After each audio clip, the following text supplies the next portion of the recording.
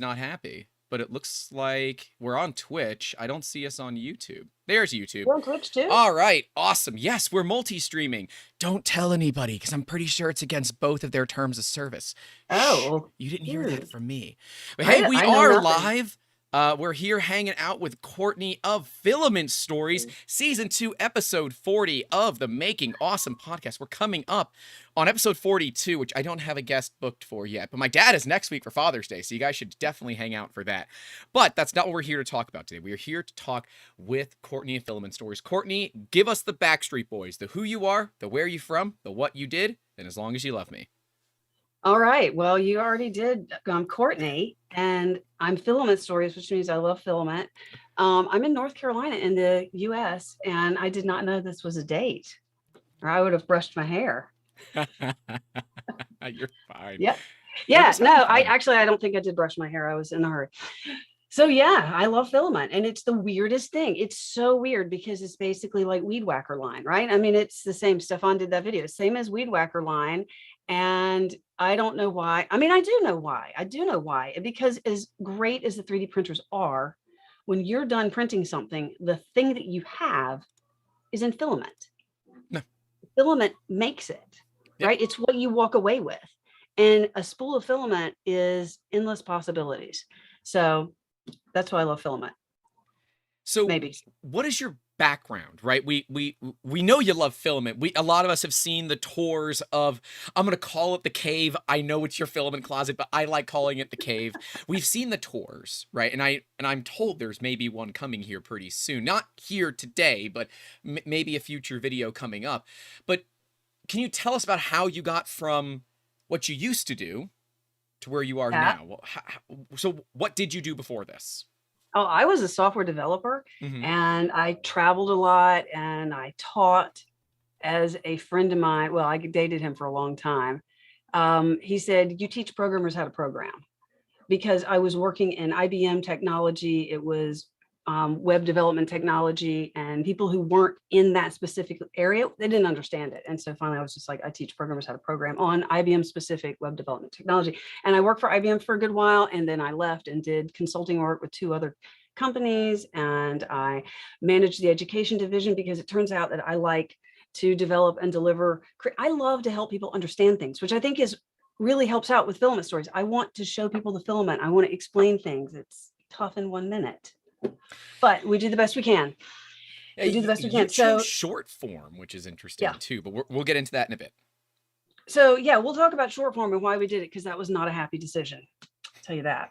But I think it was the right decision by far. So yeah, so then I wanted to have children, and having children is really not compatible with 80% travel and running a division. And so I left that job, and I tell you, I got to where I had to change my cell phone ringtone because I was just so averse to the work, where you're just like, ah, I would change the cell phone ring. And it's like graduating from school, or finishing your last exam in college or school, high school, wherever it is, and you're done and you're free and it's wonderful. And then you're pregnant and there's all that. But so, yeah. And so then I followed in my husband's footsteps and am a realtor now, which is really great with 3D printing because you do it at home. You're at home a lot, especially during COVID. There's not a lot of showing of houses during COVID. And yeah, I mean, so I'm it's the getting boss. a little bit better, but God, the market is ridiculous. Oh, Like market is crazy. It's we crazy. we just had an investment company out. So I live in Tampa. For those that don't know, um, we had an investment company buy an entire community for $45 million. The entire Wait, community. this is not built yet, not built up? Correct. Yeah, Oh, yeah. Okay. all the plots, and they're leaving them. I guess their hope is that they can sell it for more, but you know, always a little bit crazy. But yeah, I mean, that's the level of where the housing market is here in Oh, yeah. Tampa. Decidedly, wages are not following cost of No, living. they're But not. when has it ever done that?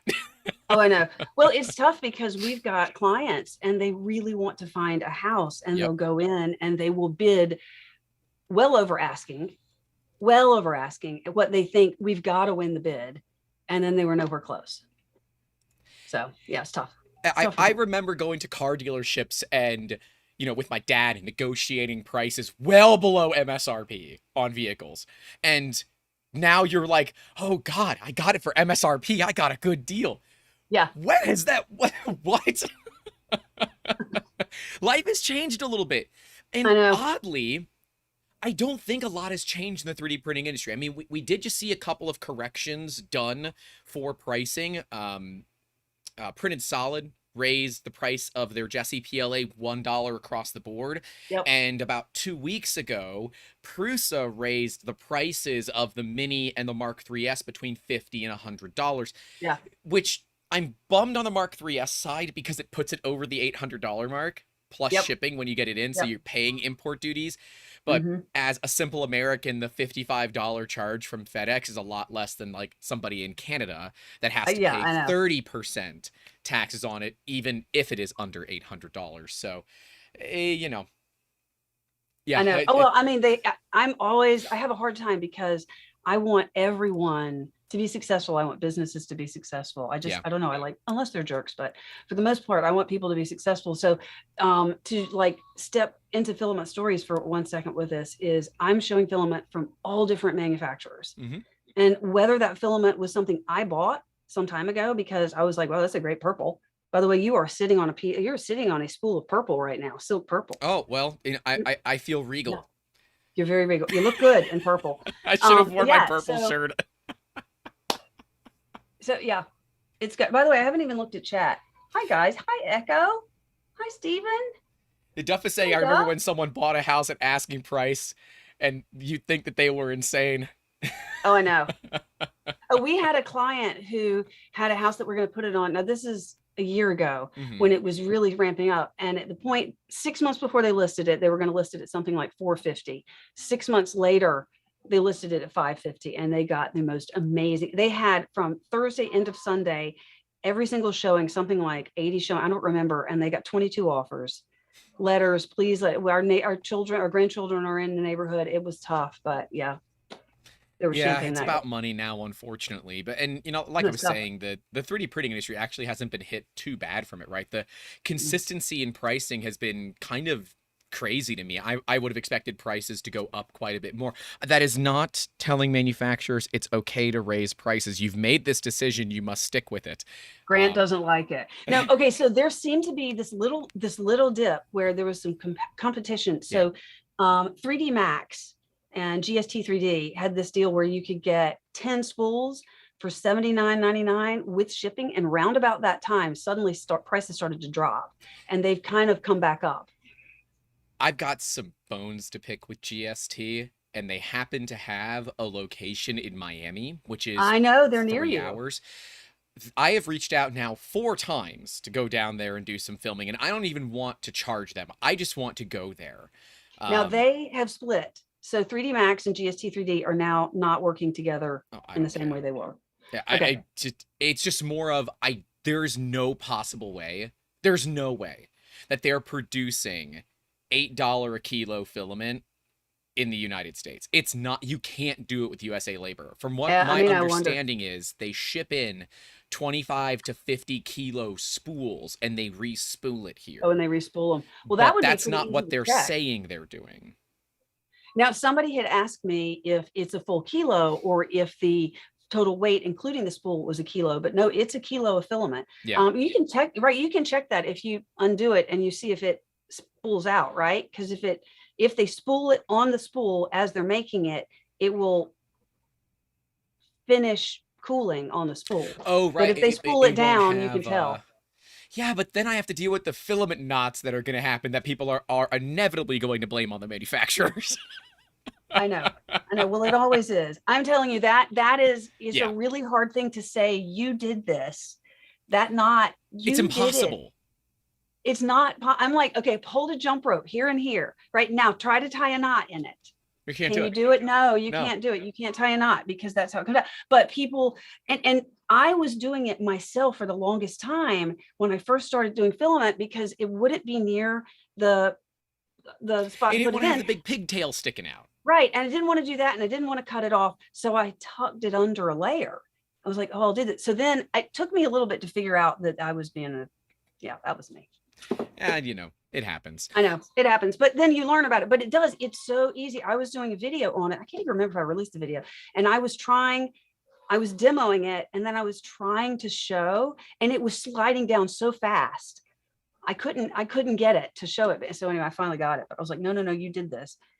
But yeah, Thompson Louderer has a good video where he was like, I don't remember what he said. He said, "It is your fault." It was pretty straight up. Yeah, I like that about Tom, that he's very straightforward, and it's kind of interesting, to be at, both of us are content creators. We know other content creators, and we all seem to have the same kind of gripes, the same kind of loves, and the same kind of hates, right? We love the fact that we can reach tens of thousands, if not hundreds of thousands of people a month, and maybe if we're lucky, one or two of them take away something crazy valuable, right? Yeah. But then we realize, oh yeah, we look at our metrics, 85% of our viewers aren't subscribed, which is definitely not a backhanded CTA to subscribe. It's like, oh, okay, cool. Thanks for getting them to subscribe support. is stuff, especially in the shorts feed, right? Because they're seeing us in the shorts feed. Yeah. And they are subscribing, but they're not turning on notifications. Well, so our notifications are, is really low. Huh? They don't even work half the time anyways. I get them, and then I get them I'm like, oh, somebody just came out with a new video, and I'll go look, and I'm like, how are there 53 comments to this? I just got notified. I get notified of my own videos on my personal YouTube channel hours after they go live. I'm like, oh, okay. Well, they have a lot of people to tell. So, but I was going to say something, and I usually do a good job of sidetracking myself. So I want everybody to be successful. I have these filaments. I do want to put a video out and do my best in 1 minute to tell you something about that filament. It's tough. It's tough. It's really tough. And so in doing that, in that moment, I have to be focused on that company and not comparing that filament to other companies, and just focus on the merits or issues with that filament. I have had filament that I won't show, that I've had it sent, and I've emailed the company and said, this is what's going on. I think, because I knew they weren't making it themselves. Right. I think you have an issue with your supplier. If I make a video on this, I will have to say it. I have printed half a spool trying to figure out what it is. And I said, but if you want to wait a period of time to correct it and send me another spool, I'll be glad to do that. Oh, actually, I have it right back here. It's the neatest thing. Hold on. Okay. I also love your backdrop. You have a wonderful backdrop. Oh, thank you. Okay, let's see if I can get it to the camera. Do you see how it's striped? See that striping? Is that colorant issues, or is that a Z wobble? No, I'm sorry, I can't get it to focus. No, everything I did, I printed half a spool. I thought initially, I had junk on it. I thought initially that it was at the beginning of the spool and it was colorant, right? But it is consistent through half of the spool. It would go on and off and on and off. So I don't know. I mean, maybe it was that they were doing gravimetrically filled colorant, and it was just one, they had the stuff off, but it also had stringing issues and other stuff. But I was like, if I could buy a filament that would stripe like that, I would buy it. So it's not a bug, it's a feature. I know. It was really nice, but then I was like, it's really stringing, and I've dried it for like 48 hours and it works better now. I love it. Okay, wait, it was wet filament. Go ahead, get upset. Sometimes it is. Well, it's a pet G. It was a pet G, which is why. I've definitely not had spools sitting in my unair conditioned garage for over a year just to prove that wet filament is nowhere near as bad as a problem as people think it is. It's not. And I've had I've shown it. Actually, here's the actual part that has actual wet filament. You can see right at the under extrusion line, underneath the under extrusion line. That is what wet filament looks like. Yep. It's not stringy. It looks like Rice Krispies, and it sounds like Rice Krispies when it's printing. A little bit of stringing. Yes, it does. That's normal, right? Especially for PETG. If you don't have your temps perfect, right? PETG is going to string a little bit. And I say that as I'm holding a beautiful, beautiful piece of PETG here, but that's carbon fiber filled. Carbon fiber. I love the look of carbon fiber. Hey, Off Fotis. the diamond nozzle. Yeah, Fotis is in there. Duff says he Loving loves how lemon? neutral your videos are, which I don't know if that's a backhanded comment and how unneutral my videos are, but fine, you Ooh, know, ooh. whatever, Duff. I see how it is. So what Duff wants to know, and I do too, what is the origin story? How did you Oh, what's the guys get origin this story? idea and get started? So when I started 3D printing, before the first 3D printer arrived, and it's still over there because it does ABS, and What is it? it's right past the 0.1. It's, you can't see it because, and my camera is all over there. So in any case, but before it even arrived, I started ordering filament, and my husband was like, and this is back when you needed to get the right filament and we didn't know. And he was like, you're ordering filament. It may not even work in this printer. And I'm like, well, I don't know. It's got all these colors. And so I started ordering it, and I really enjoyed having the options. I have a friend who he may be different now, but I think was on his second 3D printer, and he had only gone through 2 spools of filament. Because he was printing really small things, and a black and a white. And I was like, how knitting? I'm going to send you some filament. So, but yeah, so I really enjoyed getting all the colors, and I was trying to do different storage solutions, and we're in my mechanical room. So there's a HVAC system right over there, and I have printers right over there, and there's a pinball machine there, which I love, but it could fit more printers if it weren't there. Is it a Stern? Is it a nice pinball machine? Wait, is one, no, these are Jersey Jack. Okay. So it's a newer company. They're really neat. They're really neat. He's got more than one. So he likes them, and they are really fun, but I could fit a lot more. So you turn the man cave into a printer room, basically, right? Oh, we have bowling alley carpet in here. When we turn the black lights on, it's disco time. Then you find all the random neon bits of filament that are on the floor too. I know, that's what actually we had when we were doing fluorescent stuff. We already had the black lights because anyway, and then not just like little bar ones, you know, you just tote them around. So so I was collecting filament, and one day my husband said to me, he looked at everything that I had, and I moved it to that closet, which is what you see now as my cave, my filament cave. And he said, this is ridiculous. They all look the same. And I was like, not a single one is the same. Every one of these is different. There's no duplication. None of the colors are the same. How can you possibly say that? And he never said anything again, actually. But what he did say, like the origin of Filament Stories, and I told my friend, toy maker, is I was telling him something one time, and he said, you know, I guess every filament does have a story. I was like, well, that's really neat. Filament Stories. And so my husband was like, you love doing this. Why don't you put some content out? And I was like, I have no idea how to do that, because we had no idea what we were doing. I still don't think we know what we're doing. And then I said, if we're going to do this, we have to do 10 videos. And Fotis, you're a part of this too. I don't know if you remember. I hope you remember. He probably remembers. But I said, we're going to do 10 videos, and we're going to make sure we know what we're doing, because we have to have a plan and we have to do it regularly.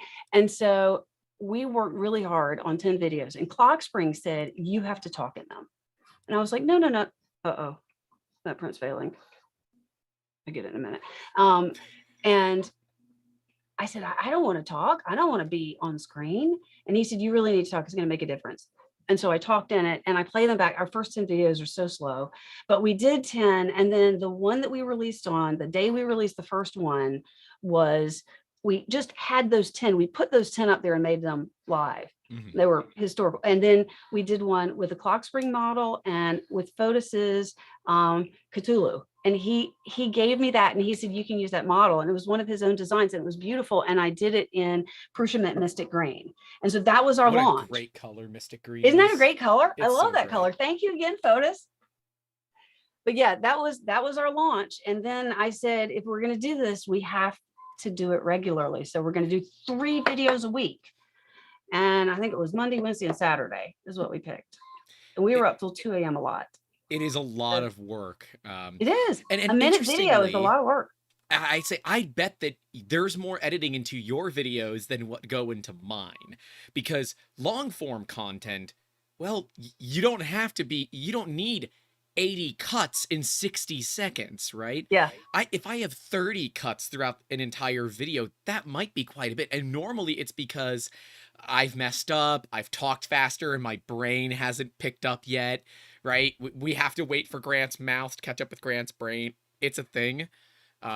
And I have that anyone, thing. yeah, anyone that has a little bit of the ADHD or a lot of it. So, hi makers, we don't paint with a broad brush, but we definitely do. Hi makers, you guys know that a lot of times your mouth can outrun your head, and then there's like this, error 404, individual not found for about 5 seconds until your brain processes what you just said, which sometimes gets us Control into Z trouble. doesn't work. Yeah, Huh? Control Z doesn't work. I've No, tried. No, it no, doesn't. no, it Mental doesn't. Control Z. And so Yeah. you've got a duo here. Yeah. You and the hubby, right? The two of you Yeah. are the duo behind Filament Stories. So how does that division of labor work out?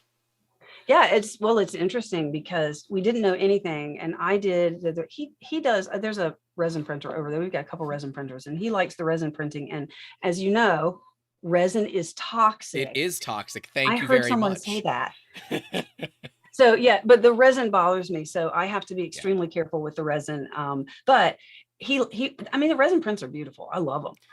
And I look at I love Uncle Jesse's channel. I love to watch all his videos. And hold on, I gotta press the button. It. I can hear it. Go get it. Push the button. At least you were down here, right? At least you were down in the cave. Maybe you wouldn't have been down on set, and you would have come back 6 hours later, and that print would have been failed a lot further. That was well, I'm having trouble with that filament. I'm trying to make it work. It's not wanting to work. So I'm doing 3D print bunnies, Star Wars. It's a string art, and it's got Darth Vader, and it's so great. And I just can't get the Pet G to bridge. Don't want to bridge. Pet G is a difficult material to get to bridge in general, right? It likes cooling to a certain extent, then it hates cooling, and it's very color dependent. PLA is certainly more forgiving. We have people that contact us to ask about what materials to use. They need to do this, but all they have is this, right? So they want carbon fiber nylon, or they want Ultem, and all they have is an Ender 3. You've never worked with Ultem, have you? No, I have some, but I have a sample, but I'm not. I mean, I don't have the capability to print it. Yeah, it needs a lot of heat. Hilariously, with the diamond nozzle, I might be able to print peak, because it's right on, because it prints about 20 to 30 degrees colder than you would expect. So carbon fiber PETG 220C, 220, and because of it should be 250 to 260. Oh yeah. So that should enable me to have a little bit more fun, but. I see Bob Carnes is hanging out. Bob just got back from a trip to Prague. Thanks for hanging out on the stream. He was actually hanging out with Fotis, Wexter, and a few other people. There are some great photos over on Twitter. So I hope everyone's doing well. And man, Bob isn't too jet lagged. And the auction yesterday was so great.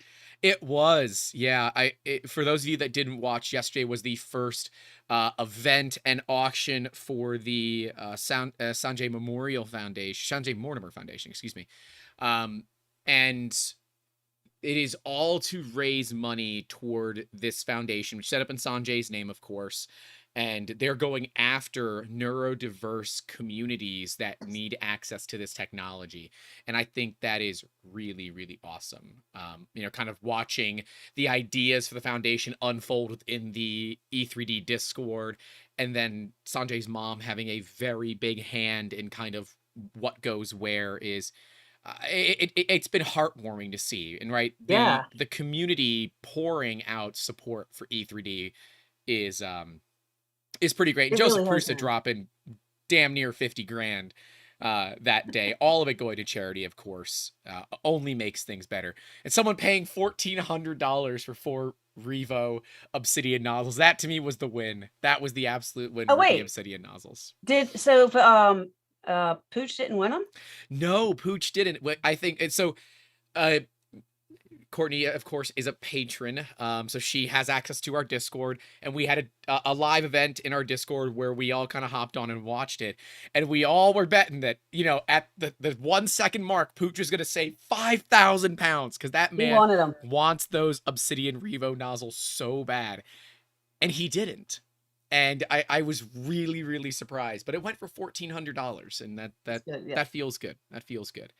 Yeah. And like Fotis Every said, it was a time fantastic event, the power of community. Yeah, every time you easily swap them in and out, you can think of your donation. Yeah, no, that was great. Definitely not doing a Revo video this week. Oh my. Yeah, this week's video is going to be a Revo Micro install on a Prusa Mini. So made the part, and then we're going to do Mad Monkey's MM10 conversion, which takes it from 3 or 4 pieces of PTFE down to 1. So yeah, 2 big upgrades for one of our Prusa Minis. They don't need them, hilariously, but what the hell, I'll do it. But yeah, the event was amazing. But yeah, it was great. Back to filament stories. We tangent a lot, it's that's a thing around here. So wait, so yeah, but my husband and I, when we started and we didn't know anything, like you don't have the right equipment, you don't have lights, you don't know what you're doing. And so and this room has rearranged a bunch, but I think it works out fairly well that this is, and I think I'm not the only one to do this, but I was like, I just want a wooden top. And so this is a butcher block that you can just get I think we got it at Lowe's, right? And so it's just a butcher block sitting on top of another table, and I've got some stools underneath it. And then we pull down white or black, it's right above me. We pull it down so we do the set work, and we had to figure it out. Now my husband, Chris, he likes to do the camera work, and my camera work does not qualify. I don't do it. Well, you've got a really nice camera. What camera are you using? This is a Lumix GX6. That's Lumix GX5. It's a nice camera. Yeah. Wait, what do you mean? Does it show? I don't know. We looked into what to get. And actually, speaking of Thompson Lederer, he has all of his equipment on his website. He does. He's a really good write-up of that. Also, he's got his I forgot what he calls it, but if he's going to accept a printer from you or anything. Oh yeah, his terms and all that. Terms, yeah. And so I use that as a basis for what I wrote for us, but I had to sort of change it around for filament. But yeah, so we started getting equipment, and Mihai Steinmeier, who is Morris Gizmo's brother, but Mihai, I love his stuff. He's working on his own tool changer, and he is doing the whole thing himself. He's smart. And so, yeah. So I was on Mihai's Patreon call, and Mars Gizmo was there. And at the end of the first one, I think for like an hour, they just sat there and talked to me about here's what's working and here's what's not, which they both have done well. And so Mihai was he's the reason why we went vertical. And we were not happy about that, because we didn't want to, because widescreen, you can get a shot so much easier. Vertical's so difficult. Like it's literally awful. Behind me, you can see my 16-year-old DSLR sitting sideways to take vertical images for time lapses. I'm like, I much prefer 16:9, but the industry has shown that short form content wins. When did you start? Like, when was the first video for Filament Stories? Do you remember like the date? Yeah, it was like we're a little over a year now. It was May of last year. God, yeah, I think we just hit our first big video was March 16th of last year. Your first big one was? The one of the cricket videos that went viral. Oh yeah. So that's when we started to actually care about YouTube. We got 250 subscribers in a week, right? Like I had a 50 subscriber channel. I can't ignore that. And then started this ideology of like, oh, maybe I can figure this out. It's crazy to see the difference in growth. So we just passed 5,000 subscribers. Actually, I think we're a little over 5,100 now. Yeah. And then to see that short form, you're over 100,000. Yeah. On both YouTube and TikTok. Now TikTok, I mean, I don't want to downplay it, but TikTok, like to get 1 million on people subscribing on TikTok, because they're just doing this so fast. And you need to look at your analytics. And I don't look at my analytics as much as I should, but like you should look at here's your 1-minute video. And when did they drop off? What happened at that point? Okay, don't do that again. Yep. Where did they stay? Keep doing that. And then a lot of TikTok is you need to just get on and be yourself. And so I'm trying to, the first time, I don't remember I know what it was. It was the treed pneumatique, the filament made from tires that I got from Heart Smart products. And I was in the room here and I was like, I have to be on the video. I have to be on the video. I didn't want to be on the video. So I just sat here with my phone and I kept recording it. And because I was just going to do it in one shot. And then I was going to be terrified and post them. Right. And my son came in and he saw me and he was like, Mom, are you doing a face reveal? You have to tag it face reveal if you're doing a face reveal. And I was like, I'm not tagging it face reveal.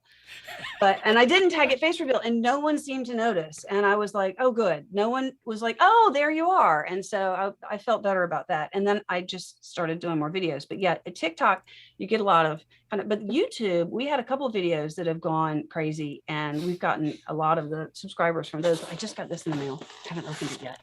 You got a play button. I just got it. Well, that needs to be a video, right? I think I'm going to do a video. You have to. You have to do the play button unboxing. It just came in. So yeah, I mean, I'm really excited about it, but to get that first 1,000 is really tough. Because we thought, oh, surely people are going to be, hey, look, here's filament. I do 3D printing. But YouTube, as I have been told, is like a child and they have to get to know you. And once they get to know you, then they know who to tell people about. So we had been advised by a number of people, but Mihai was the one who really was very firm about it. He said, you need to go to short format because you need to go to Instagram Reels, which I didn't know what was because I don't do a lot of social media myself. I'm never on Facebook. And so Instagram Reels, TikTok, I had a TikTok account and watched it. And then I used YouTube all the time because I watched all about, I love 3D printing. So, Chris watches a movie at the end of the night and I go and watch 3D printing videos because that's more fun to me. That's me. Yeah, it's me. I know. Right. I never got it like people who had a job and they went home, then they just studied more about their job. But now I get it because it's the only thing I'm interested in.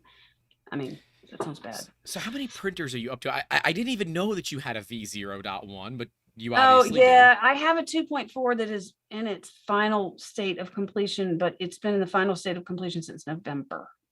And it's in my laundry room. In fact, which is why I want to get the Revos, and I'm like, I cannot order the Revos until I finish the damn 2.4. Because I don't know if a Revo's a good hot end for a 2.4. Oh, no, I want to get it for the Mark III. Okay.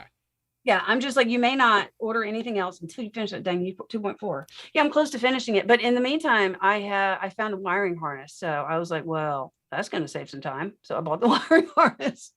So I just need to get the wiring harness on the LDO kit for the 0. That thing right there is awful to put together. That's what I hear. Because it is, you've got blind nuts. So many blind nuts.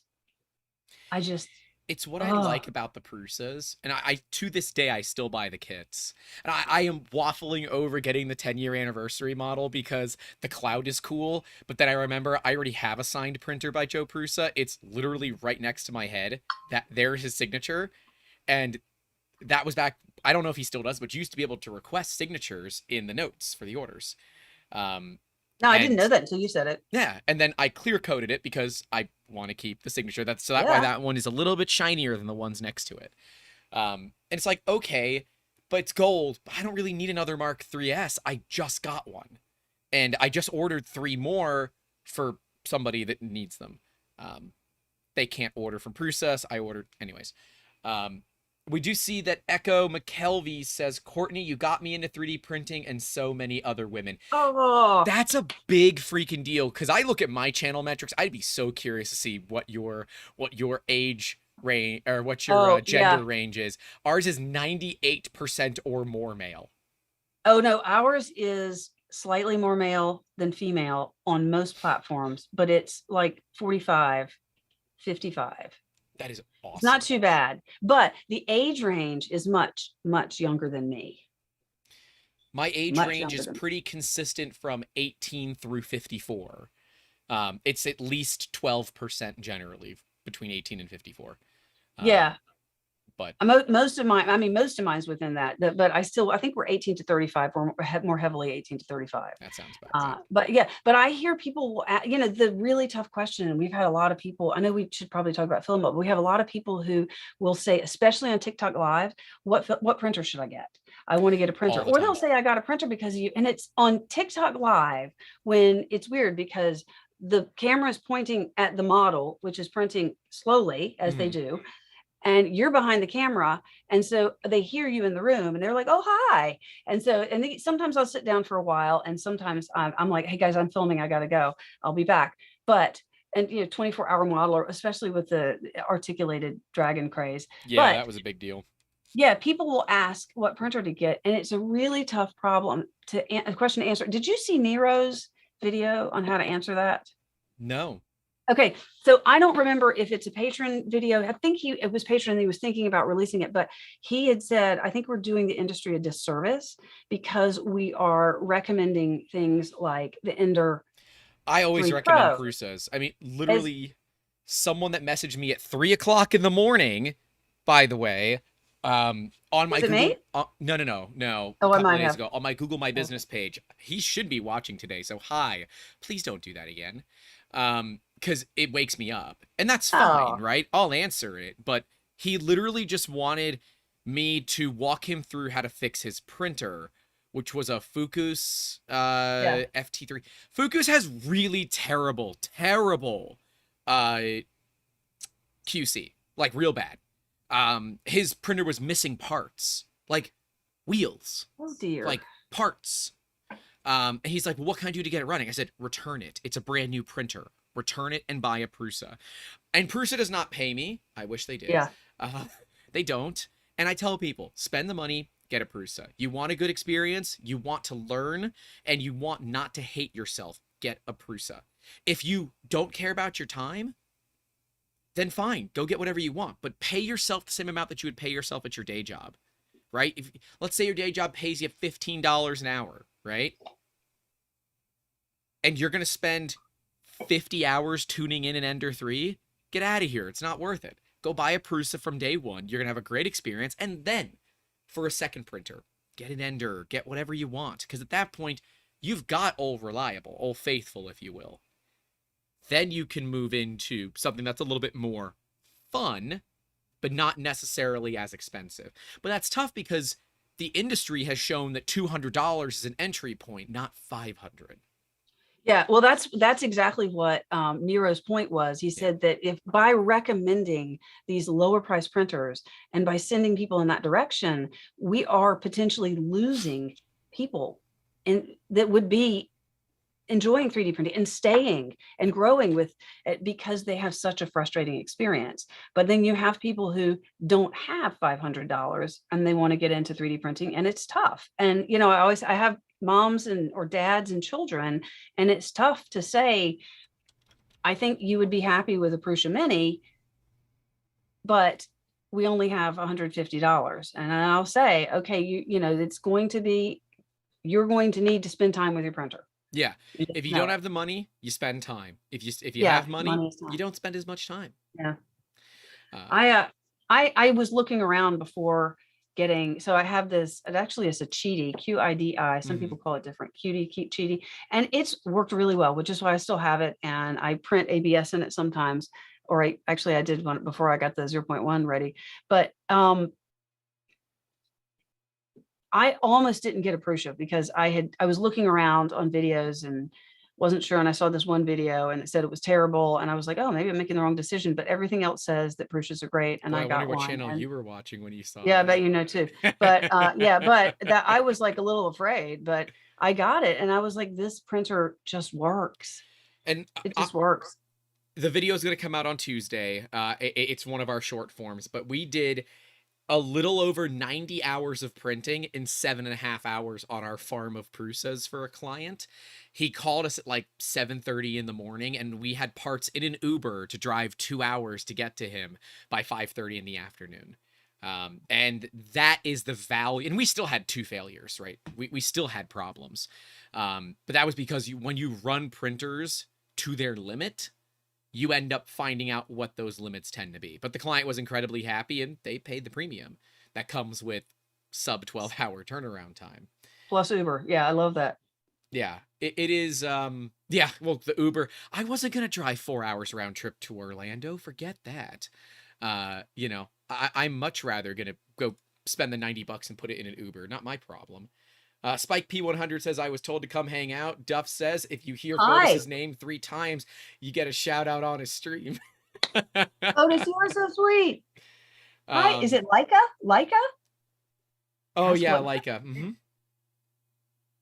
Oh, did you wake him up at 3 a.m? No, that wasn't Leica. That was not Leica. Okay. It was somebody local. And then I guess Spike P100 is actually Spike P100, hey. That's Polymate Paul. He does the speaker kits, which if you haven't built one of the Polymate speakers, holy crap, put that on your list. Okay, They're yeah, so much I've fun. seen it. Okay, because yeah. Wait, hold on. there's Mars Angus did a Gizmo. How video. you doing, Mars? Hey, I think Mars my chat's Gizmo. faster than yours. It's okay. I was talking about you and Mihai a bit ago, where after one of, well, you guys gave me some great advice all along, which was we were going wide format, and you and Mihai were like, no, you need to go vertical. You need to go vertical, shorts, Instagram Reels, and TikTok, because, and you didn't actually say this, somebody else said, but we realized like 2 minutes. Who wants to hear about a filament for 2 minutes?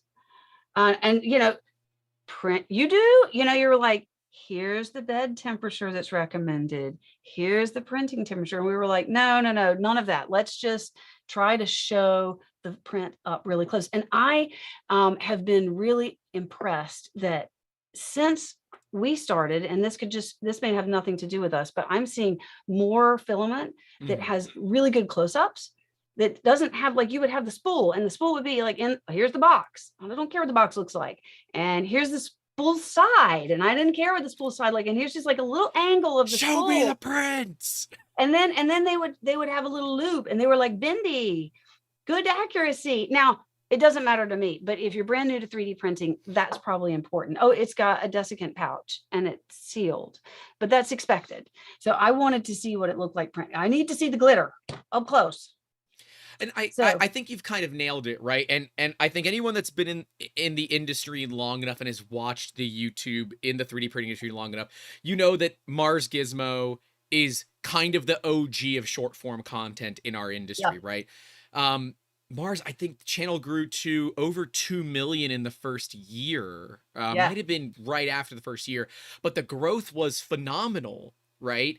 And he kind of set that standard. And I think the standard was set really, really well. A very high bar, mind you, but it's often where we see people set standards for things that aren't necessarily right. Like Creality set the standard for a cheap printer, right? The Ender 3 at $200. And every company then tried to compete with them. And what happened was we ended up with printers that were dangerous, right? The ANET A8, which caused 7 house fires. We just saw the Tronxy X5A ending up in a death. The printer caught fire and ended up in a death of an individual. That's the second time a 3D printer has ultimately caused a death. And issues like that are why I can't get insurance on my machines. And, you know, I want to see standards set of quality work. And I think Mars really set that. And you follow in those footsteps quite well.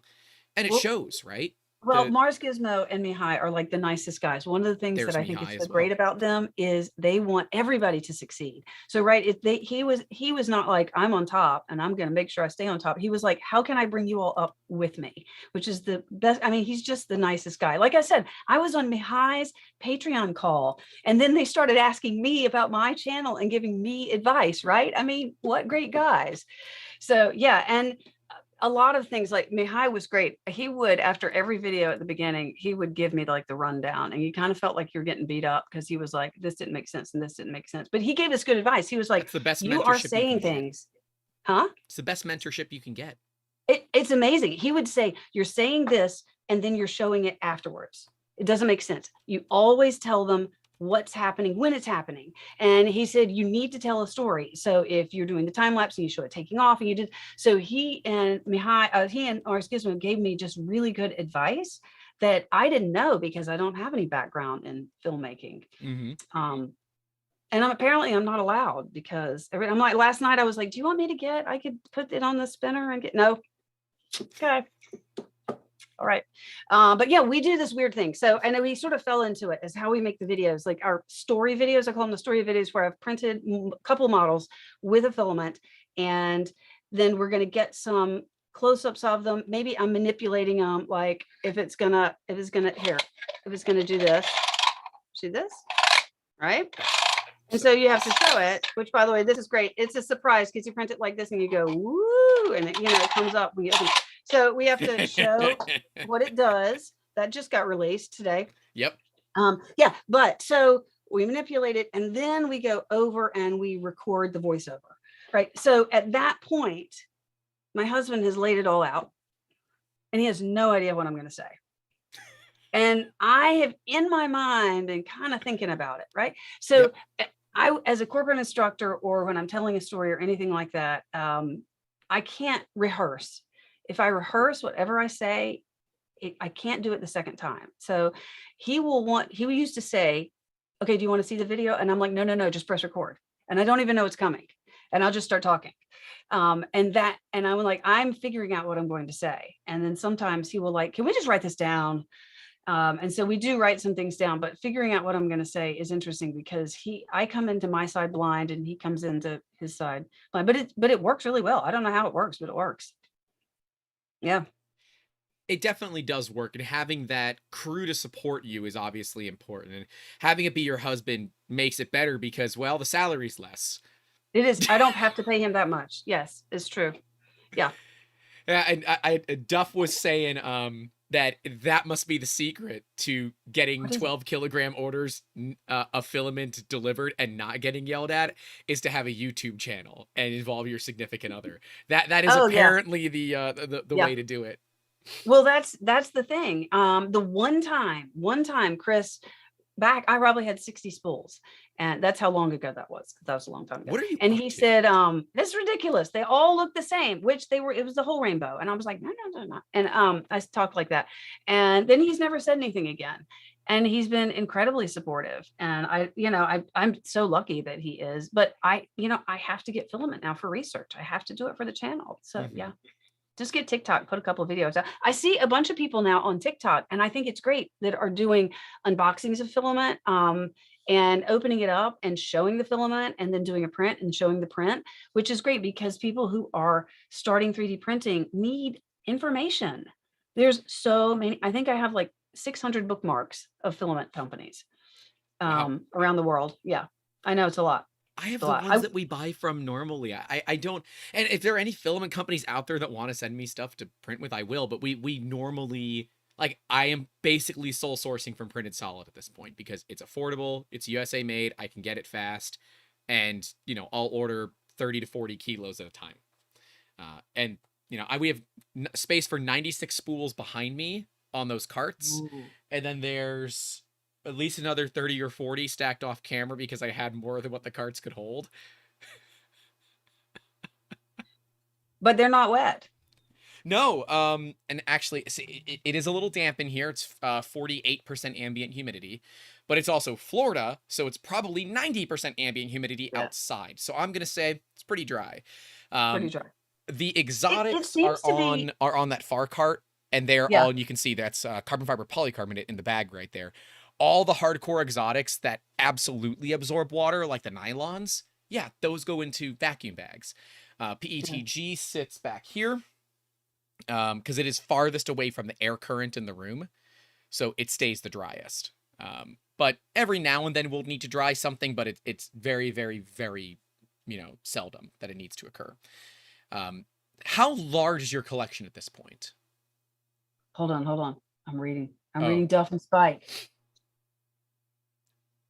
Some people are great live, but when they do something scripted, they look robotic. I've never done something scripted. I'm glad you're the same way. I'm terrible scripted. I really am bad. Although I had to do every now and then, I've done it enough times, and it's 2 a.m. And so we'll just write it. He was like, I'm writing it down. And so he's got 2 monitors and he's working in Premiere on one, and he'll pull up a document and then just write it down, and I'll go, I'll be right back. I got to go check a printer and I'll come back and he'll say, here's what I wrote. But it is, I do much better not scripted. Because he'll say, what are you going to talk about? And I'm like, we'll do this. And then Just roll the camera. Just roll camera. Yeah. Just turn the mic on. Yep. And then the first time I'll do it, I'm like, done. It's great. And he was like, that was awful. What? No, it wasn't. That's how it goes. But yeah, we're really lucky because we work together and we're in the house, of course, with COVID all the time, especially being real estate agents. And fortunately, we work well together. And so he's a great guy, and he learned Premiere. He's really good at Premiere, and anytime there's something, but when you get started, there's so much. We're going to go back to the filament and how many spools I have because I have to think about that. But there's so many things like we needed some stabilization stuff and we needed other things. And we had to get some filters, not to make filament look unlike it actually looks, but to make it look like we know how to film, And so we're like, oh, we'll get this. And because we were getting some color issues. Yep. But yeah, so it's just their hidden cost. The wet filament. So I used to have everything out in the open, and I still think I probably, aside from like the nylons and TPUs and stuff, I still think I could leave everything out in the open because we're in a basement and it's fairly dry. But I want to make sure that I'm representing a filament in its best light. And so I put it in that, and people, I mean, it honestly is so much easier to say, I have a dehumidifier in there. It's very dry. It just, people worry. And I'm like, I just have a dehumidifier in there, but it's pretty dry in there. But it's currently 84 degrees in here and it's not on. With the dehu on, it'll be an extra 20 degrees. And that's like, I could not do a podcast in north of 90 Fahrenheit. I can't. It's too, yeah. Well, in that little space, it's really hot. I had a smaller dehumidifier. It ran constantly. And then I couldn't find that one again when it went south. And so the new one I can't leave it on because it will over dry the room. Yep. And it will get over 100 degrees in there. So I have to just run it for periods. But yeah, I'm going to have to do offsite storage soon because like I currently have 3 days ago, I had 37 spools that I need to do unboxing on. Wow. And I got 6 of them done. Now, some of them are some of them are small. And then I got 4 more in yesterday. Yeah. So some of them are just like little spools, I have like 8 of these. More tri-extrusions. So, nice. But yeah. And so maybe someday I want to have like the filament museum. We're all going to have matter compilers, right? There will be no more 3D printing, matter compiling. And I'm going to have the 3D filament museum in my basement. You could be the curator of the filament museum. Yeah. Yeah. Like this museum is not obsolete. Do you watch him? Yes. Yeah, he's amazing. I love that. I want to go to England and go see his museum. It's not obsolete. Yeah, I love that stuff. Yeah, so I need to get better storage. But one of the things that we have, so I probably have 600 spools that are out now. And I don't have, and that's 600 unique. I do have a couple that are duplicates. Like when Nebula came out, that was like a filament life changer for me. I was like, what is this amazingness? And I think I got 5 spools because I was like, I must always have Nebula because it was this, I call it micro transition because it wobbled, right? And then they came out with, then now they have a whole process that they do for that. And I told Alex when I went there, do not tell me how it's made. It is magic. I need the magic to stay magical. Yeah, there is some of that's fun, right? Like I know how filament is made. I even know the history of why we use 175 versus 285. And yeah, it's cool to know, but it's just a lot cooler if you tell people, yeah, it's the same size as Weed Whacker line. And the more questions you ask into that, the weirder the answers get. Yeah. I love that when Stefan actually did printing with Weed Whacker line. Yeah. Well, it's the same diameter. So yeah, same diameter. You can go get it. I should do something. I should get some Weed Whacker line and print with it. The neat thing is this homebrew, which I know Echo, you've been doing a bunch of it. Yeah. So I used to. Huh? I used to make my own filament. Yeah. So you do and then you put change colors, and then now you have a co-extrusion. We were doing rainbow before it was cool. You were doing rainbow before it was cool? Yeah. I love the rainbow filaments. I love the rainbow filaments. Like I didn't realize when I did that last video, and I said, I've got all the rainbow on the wall, and then I was like, uh-oh, hold on. Axel Foley. Come on, we're on stream. Phone's got to go on silent. I don't know why it's not on silent. It should be. It's always on silent. Just giving you crap. No, it's okay. It's my Axel Foley ring. That was a, who knows what that was. I just hung up on. I didn't know the number. I'm not talking to them. Okay. So yeah. So probably around 600 spools. And wow.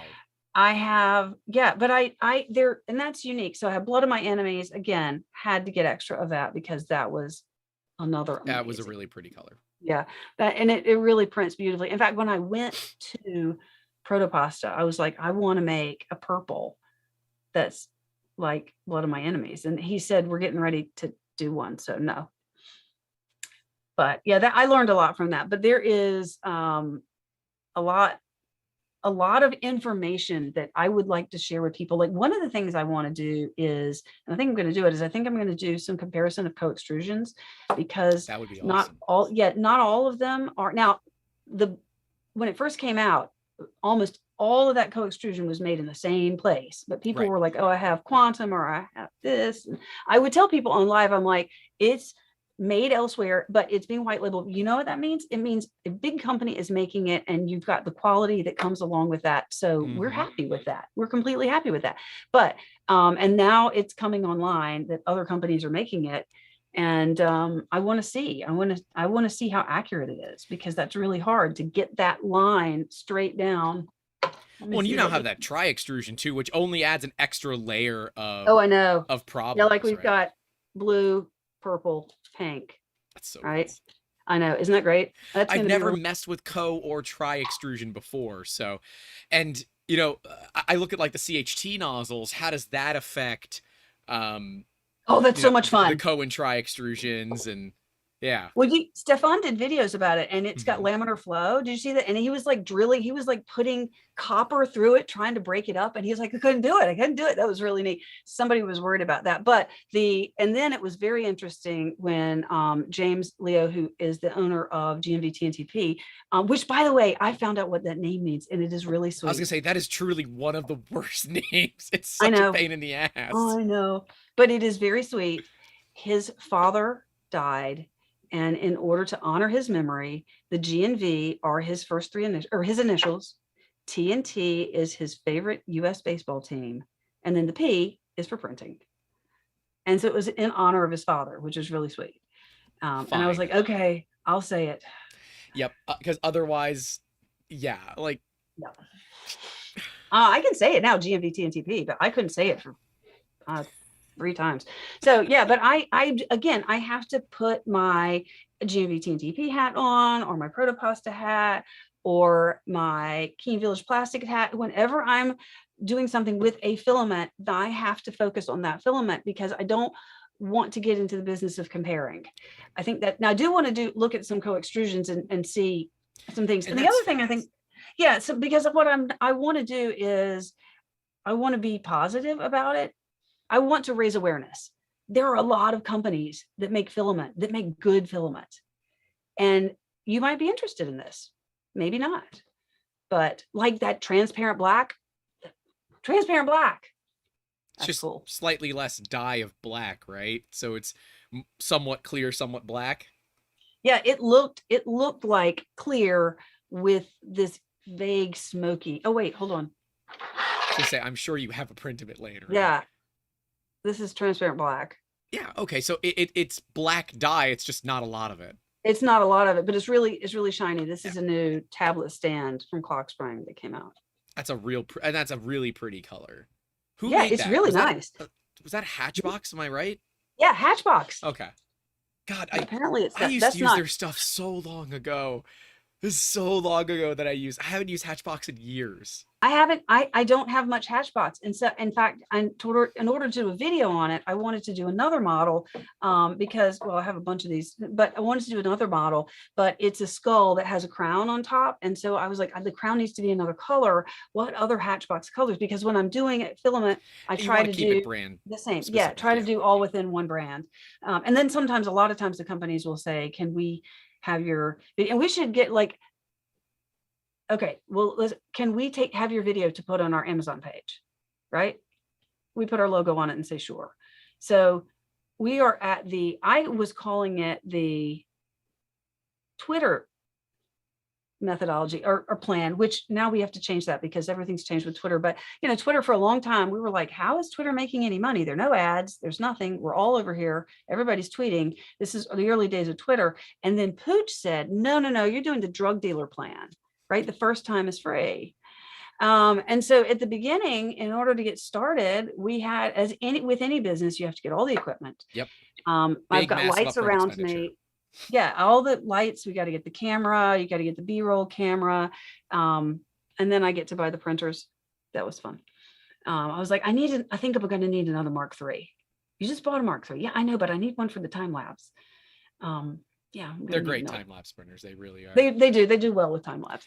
Yeah, and I mean, if money were not an object, I'm very happy with the Mark IIIs, and I would recommend those. There are really good printers.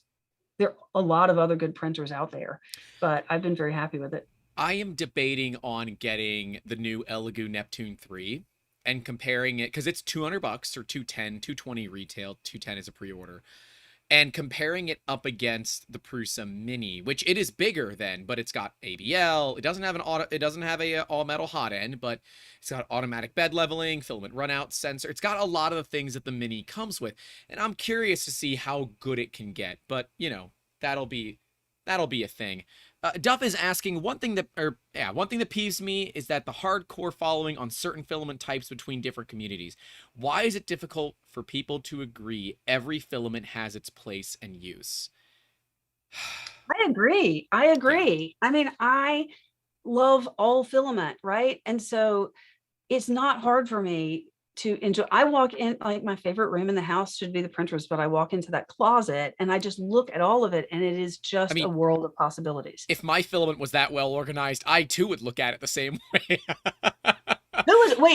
Was I watching? Oh no, I was watching you and Johnny, the video that you did with Johnny, which was amazing, by the way. That one didn't do well, but that was a really good video. It was, and you all were talking about anyone who is organized, clearly. And I'm like, but I'm really organized. You have beaten the system. You are the exception to the rule. I do. I like to organize. So that rearranging the closet and wedging more in has been challenging, but I've got more in. But in any case, but yeah, I go in and I try to figure out and that's fun. You're finding a model and then saying, what do I want to do to print with it? It changes once you have a job in 3D printing, which is what this social media is, right? Because now I have filaments that have come in, and I want to show those. So what model is going to work with those? And then there are new models that come out. And then for a while I was doing all articulated and all rainbow. And I was like, wow, I do like rainbow, but you get burned out.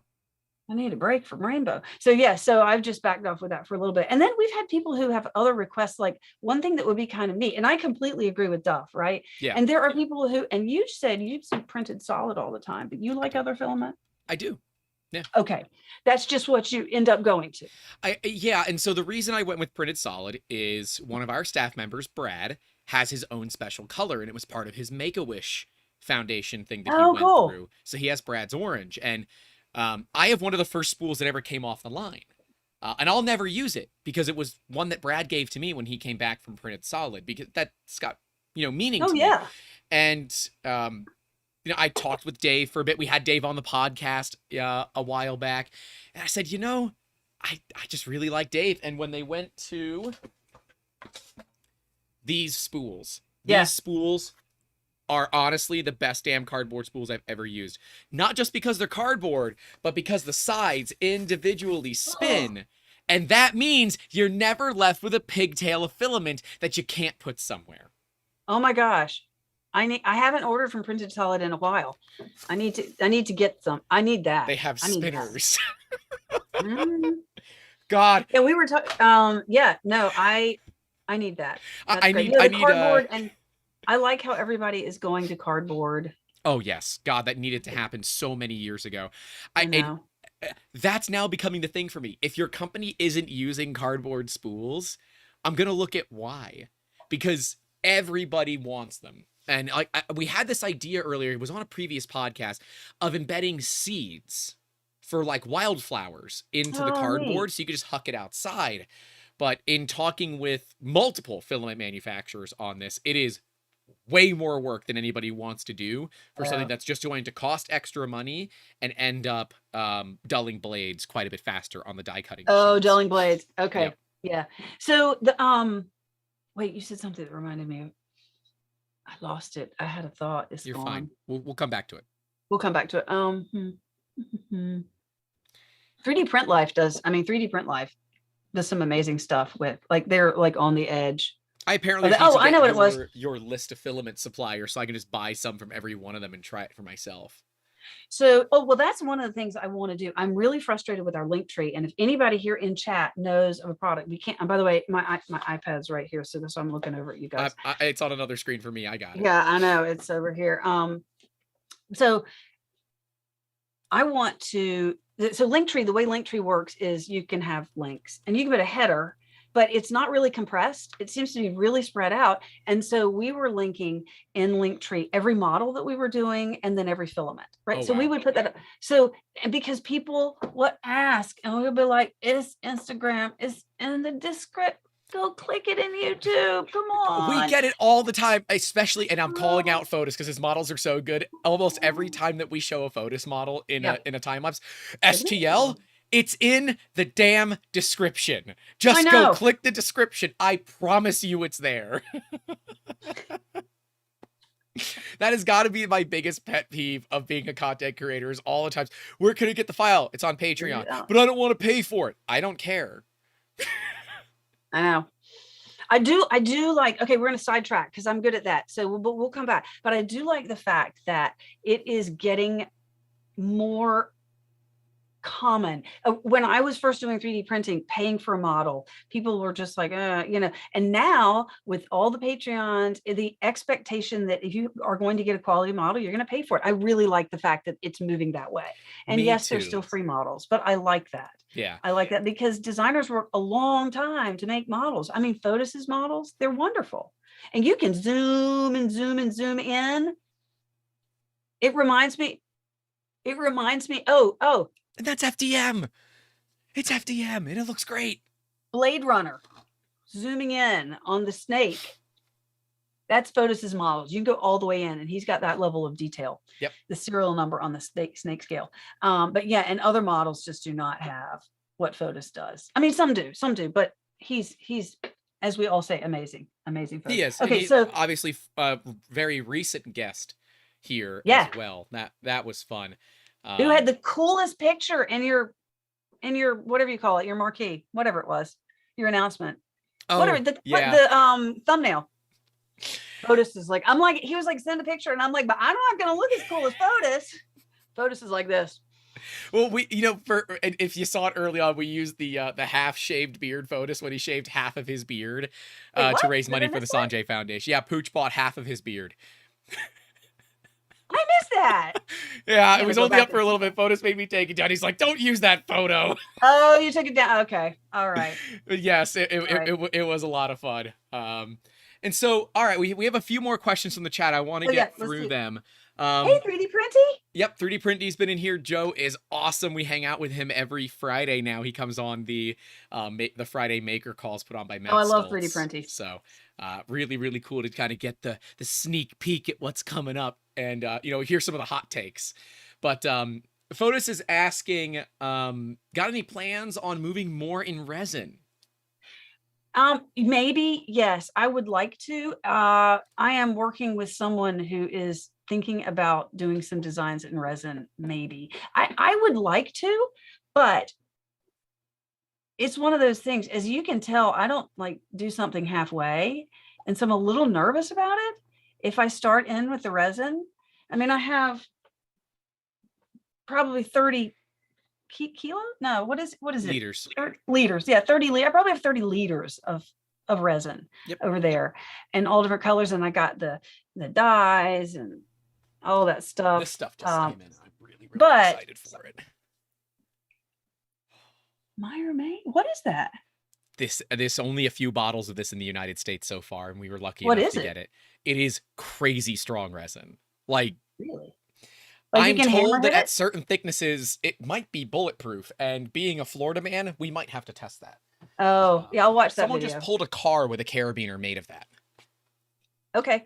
Yeah. That's cool. Yeah. The But resin's yeah, I would ridiculous. do, I would like, so I would like to, I just love the resin models, but I think I need to be careful. I have, so as we all know, I'm picking on you, resin is Resin is toxic. toxic. Yes. And Especially the but engineering stuff.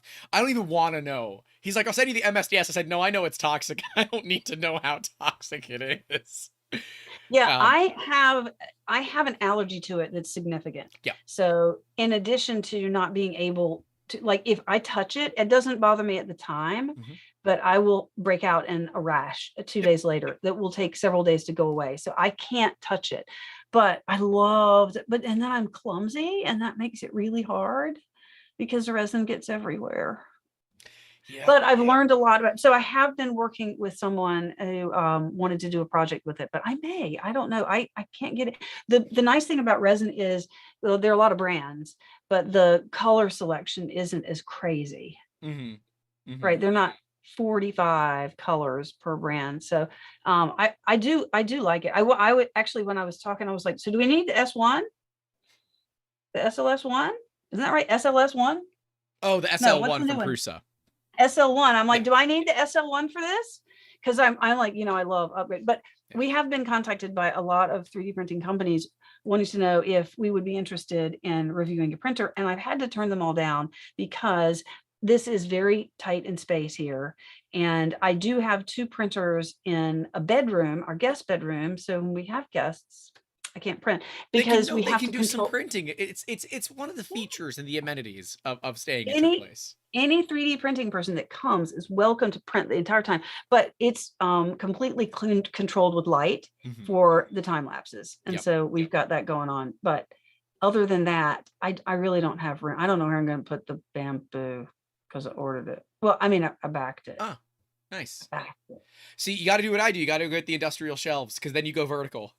I'm going to have to go vertical. Yeah, Yeah. I had to do that early on. We have 26 or 27 printers in this room currently, and it's a I 10 think by I have 17-foot room.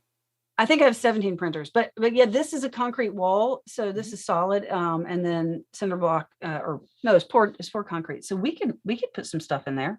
Yeah. But yeah, I was like, I'm going to have to back this, and I thought I was jumping in at the very beginning, and I was like, how is there all the? And then I realized that I was not seeing GMT instead of my time. I did the whole time zone mistake, but that's okay. I got in.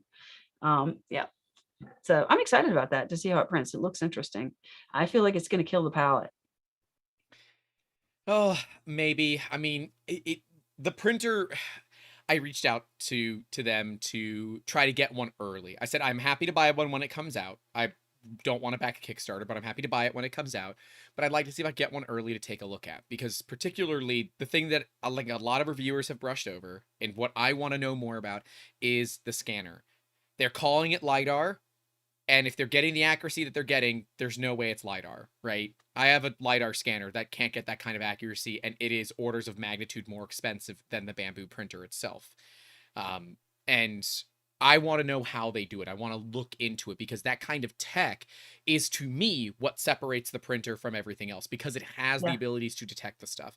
And I've talked about this before, that I think it is a revolution, and it shows that we are moving away from bottom of the barrel printers, right? For so long, it's been, who has the cheapest printer? Let me buy Yeah. it. And then Yeah. all of the sudden, the Bamboo, I think even the Prusa XL kind of started this trend of, okay, yeah, they're not cheap, but Yeah. they're really, really good machines, or in theory they are, right? Prusa XL, some people have seen it. It's vaporware until they start to ship, right? I Yeah. mean, yes, they have some working prototypes, but anyone can make working prototypes and lose a bunch of money on it. Now, of course, I trust Prusa to get it done, and Prusa's opted not to go Kickstarter, which I do respect. But it is interesting to see that printer. I think it is the best Kickstarter ever for the 3D printing industry. The bamboo. Yeah.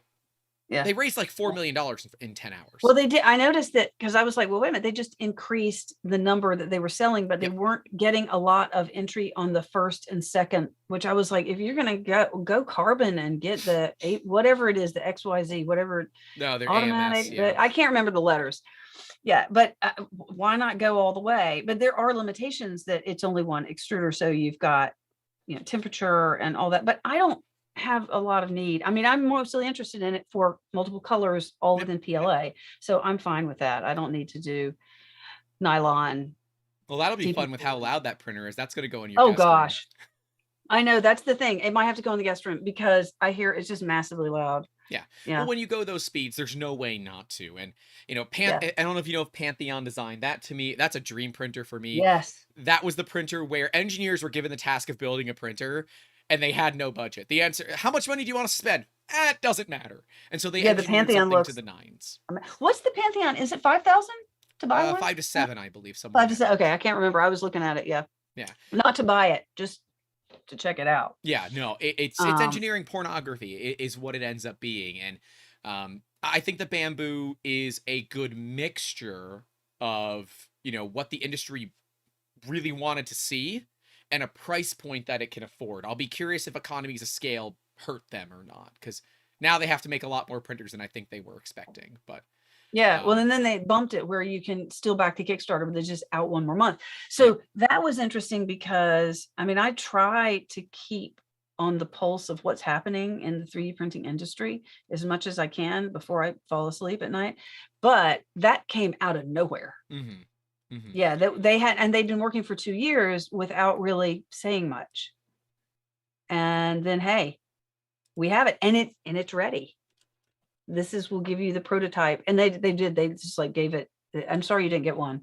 They didn't ask me, but that's okay. I actually wouldn't have, probably without knowing more, I would have said I can't, because I can't do justice, like to have, like you had said, the Elegoo contacted me and I said, I cannot do justice to, I don't have the space. And I can't do justice to do an unboxing. And I haven't really gotten into the unboxing and for printer short review form, realm. that's got to be tough to do a printer Well, that I unboxing have in to do that long 60 form. Oh yeah. seconds. Oh no, I'd have to do that long form. But I guess you're right. You could do some short form, but I want to do more long form. I've done some live streams. I did some live streams with the palette, which were great. You're doing one now. We're doing a lot of okay. them, but it's on your channel. That's fair. That's fair. That's true. Send it over to my, no, but yeah, I did some on the palette, and that was a lot of fun. And I had one where the palette was just going haywire. I could not get it to work. And then it's because the orange was pet G and not PLA. Yeah, those don't stick together. And user error. The reason Mars Gizmo was there, and I was like, "What's going on? Something's up." I was rebooting it. I was unplugging it. I was doing all this, and then I was like, "Oh hell!" It's a PEBCAC error. Yep. Operator error. Leica's asking, what is it with the 3D printing community thinking 2-part epoxy is fine for direct long-term food contact? If it is a food-safe epoxy, I have no problem with it. But yeah, most 2-part epoxies are not technically food-safe, including resin. Resin is not food-safe. So this is a printer. Okay, thanks. Bye. Yeah. Yeah, that would, like, I'm imagining you doing a unboxing and build of a Mark 3S in 60 seconds.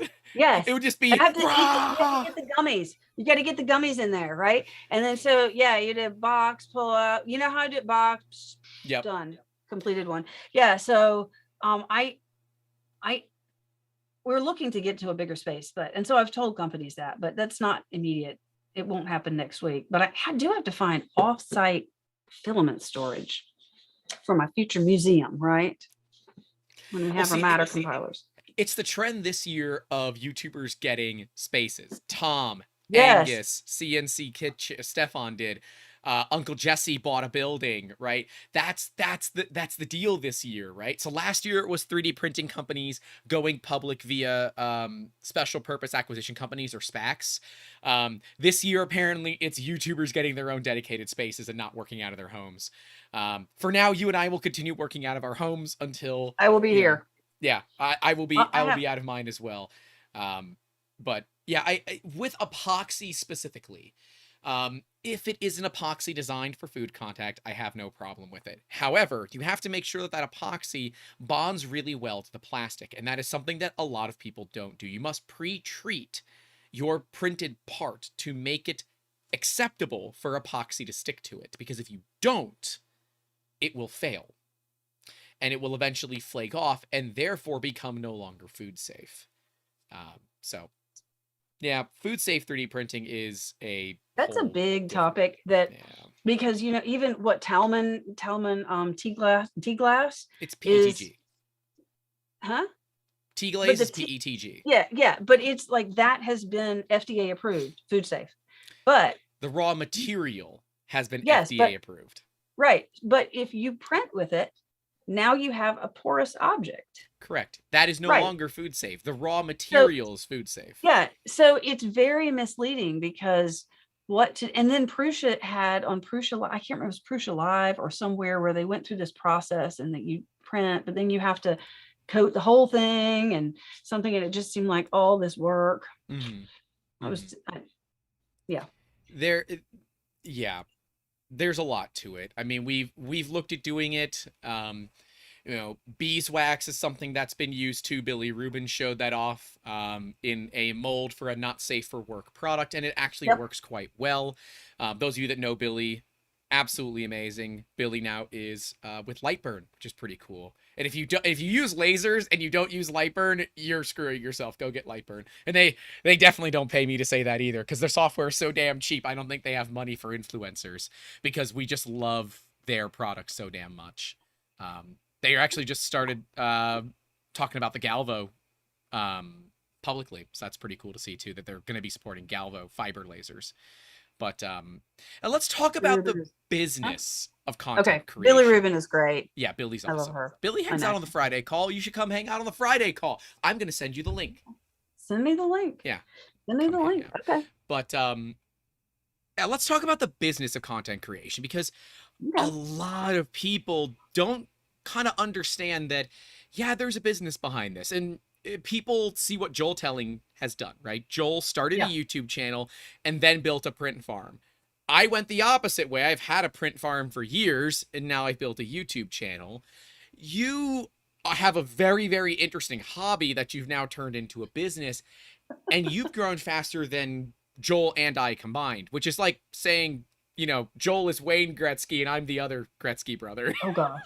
Well, I know, but the shorts, I do think that the shorts followers, like the percent, I can't even remember what it is, but it's really low, that have notifications turned on, because I think it's shorts. They want to see shorts. And I have a question too, which is, what percentage of them are 3D printing people? Because I'm happy for anybody to watch the fun time lapses, right? And enjoy the videos, but I want to be helpful to people who are doing 3D printing. Whether it be that they've become interested in buying a printer and getting interested in the hobby, or they're like, wow, I didn't even know that this company Paramount had filament. Game cartridge gray, egg yolk yellow. Those are fun colors, by the way. Medusa stone. Okay, anyway, I love their colors. Okay, so McLaurin the business orange side, right? Okay, so the business side, yeah. So the business side is, and you can do it. Like, I'm a part of the YouTube content creator that there's a group, I forgot what it's called, and you can attend calls and they'll give you advice with what's going on. But one of the things is, they said, what do you need to get started? And you need a phone, and it's not much to get started, or it can be a lot. And Chris, my husband, and I, the two of us, work either positively or negatively. We both want it to be right. Right. I agree. The first time lapse we took was hideous. And we spent so much time trying to get the time lapse. And so we got a camera, and then we worked with anyway, and so we've got a custom cable, and a lot of people have different setups, but we finally got something that I think works okay. I want to improve it, but it'd be like proper printing coming around, and yeah, that was so cool. But yeah, so, and then lights. Holy smokes, lights. Oh my gosh. Yeah, don't get me started with lights. That's so complicated. Like, I'm like, oh, I have a good video, and then you pop on, I'm like, shit, my video looks like crap. No, well, I think that about other people. When I see their lights, I'm like, your oh, lighting is perfect. You've got so much depth of field. I'm using a Canon camcorder as my webcam, and you're using a beautiful GH5 or GH6. Is it GH5? Yeah. So, but so I look at other people like Chris Riley. I always liked his videos. Yep. And he did a tour when he redid Chris's basement, and he walked around, and I'm like, I figured he'd have all these lights, and and I'm like, wow, that works well for his space. It's all about how So space works. Yeah. yeah, and back to me high again, he would say, what lights did you get?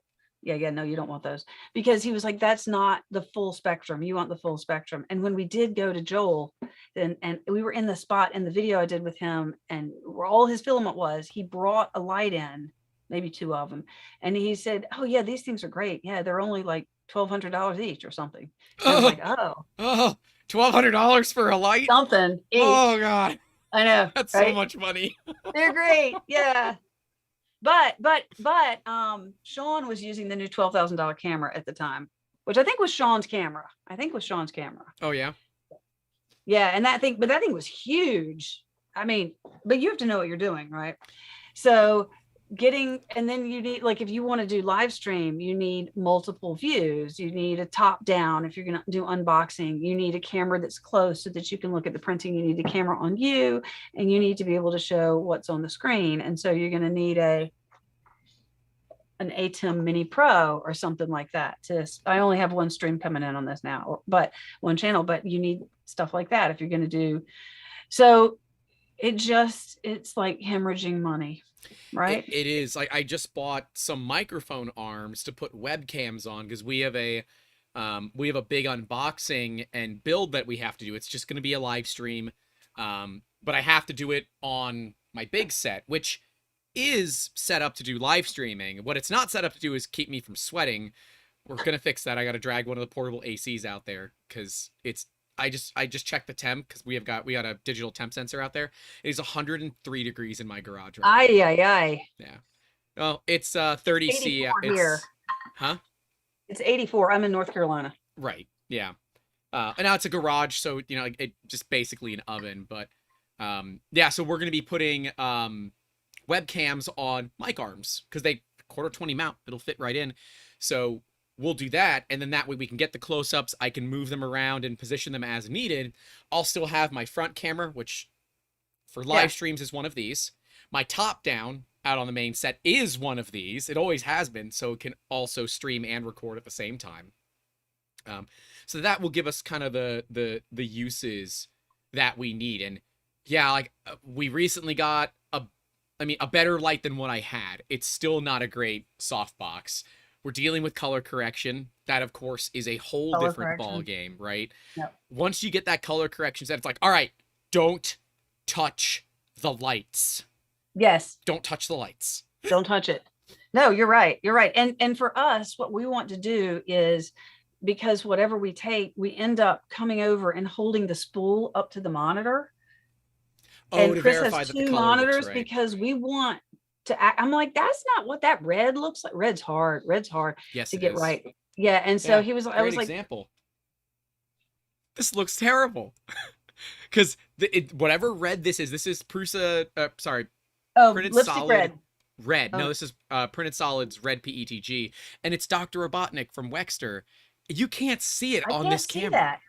I can't tell what that is. I know it's a bust, torso. But like, based on what I see, I look color accurate to me, right? But obviously there are certain colors that are probably blown out a little bit, which is fine. I'm a little pale, so a little extra red doesn't necessarily hurt me a ton. But yeah, lighting and dealing with especially the filament, right? When we're doing our time lapses, then I go out to take the hero shots. The Better 3/4 Amber has an amazing garden with succulents and cacti. She's now getting into plumerias and passion fruits, and we have massive orchids, right? So, and I try to take photos there with my phone, and my phone, it's a Pixel, does color correction way differently than my DSLR, which does no color correction.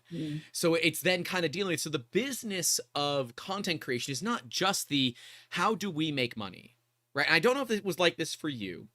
Yeah, but it was for us. You're going through stuff that we had to figure we knew nothing. We had no idea how to do this. We had to figure it all out.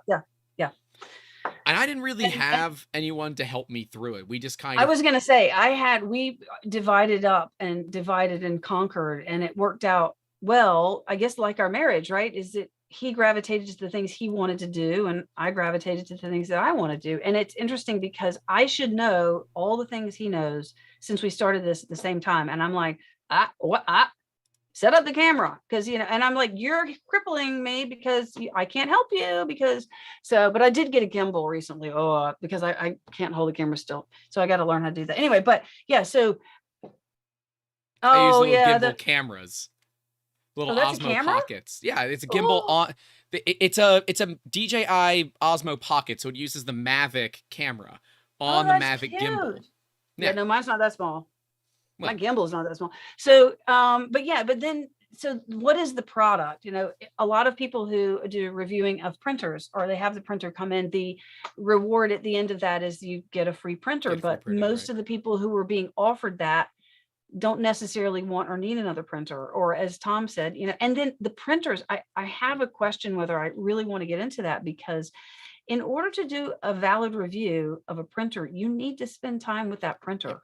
It takes time. You need to. Yeah. And so in order to spend time with the filament, I'm going to print several models. I'm going to see how it prints. People will ask me for my slicer settings. I'm like, I use default slicer settings, because if it doesn't print with default slicer settings, that tells me something. Yep. I might, due to the model, I might change the infill, right? Or because I'm in a hurry, I might speed it up a lot. But other than that, I really want the model to print, the filament to print at default slicer settings. But, you can't pay bills with filament. Free filament is... Oh, no, electric companies don't like taking filament. I've tried. They only want credit card or bank accounts. It's weird. Right. I don't understand. Why doesn't everybody love filament or printers? So my commitment is easier from a time investment. I'm printing 2 to 5 models usually with the filament to get a good sense of it.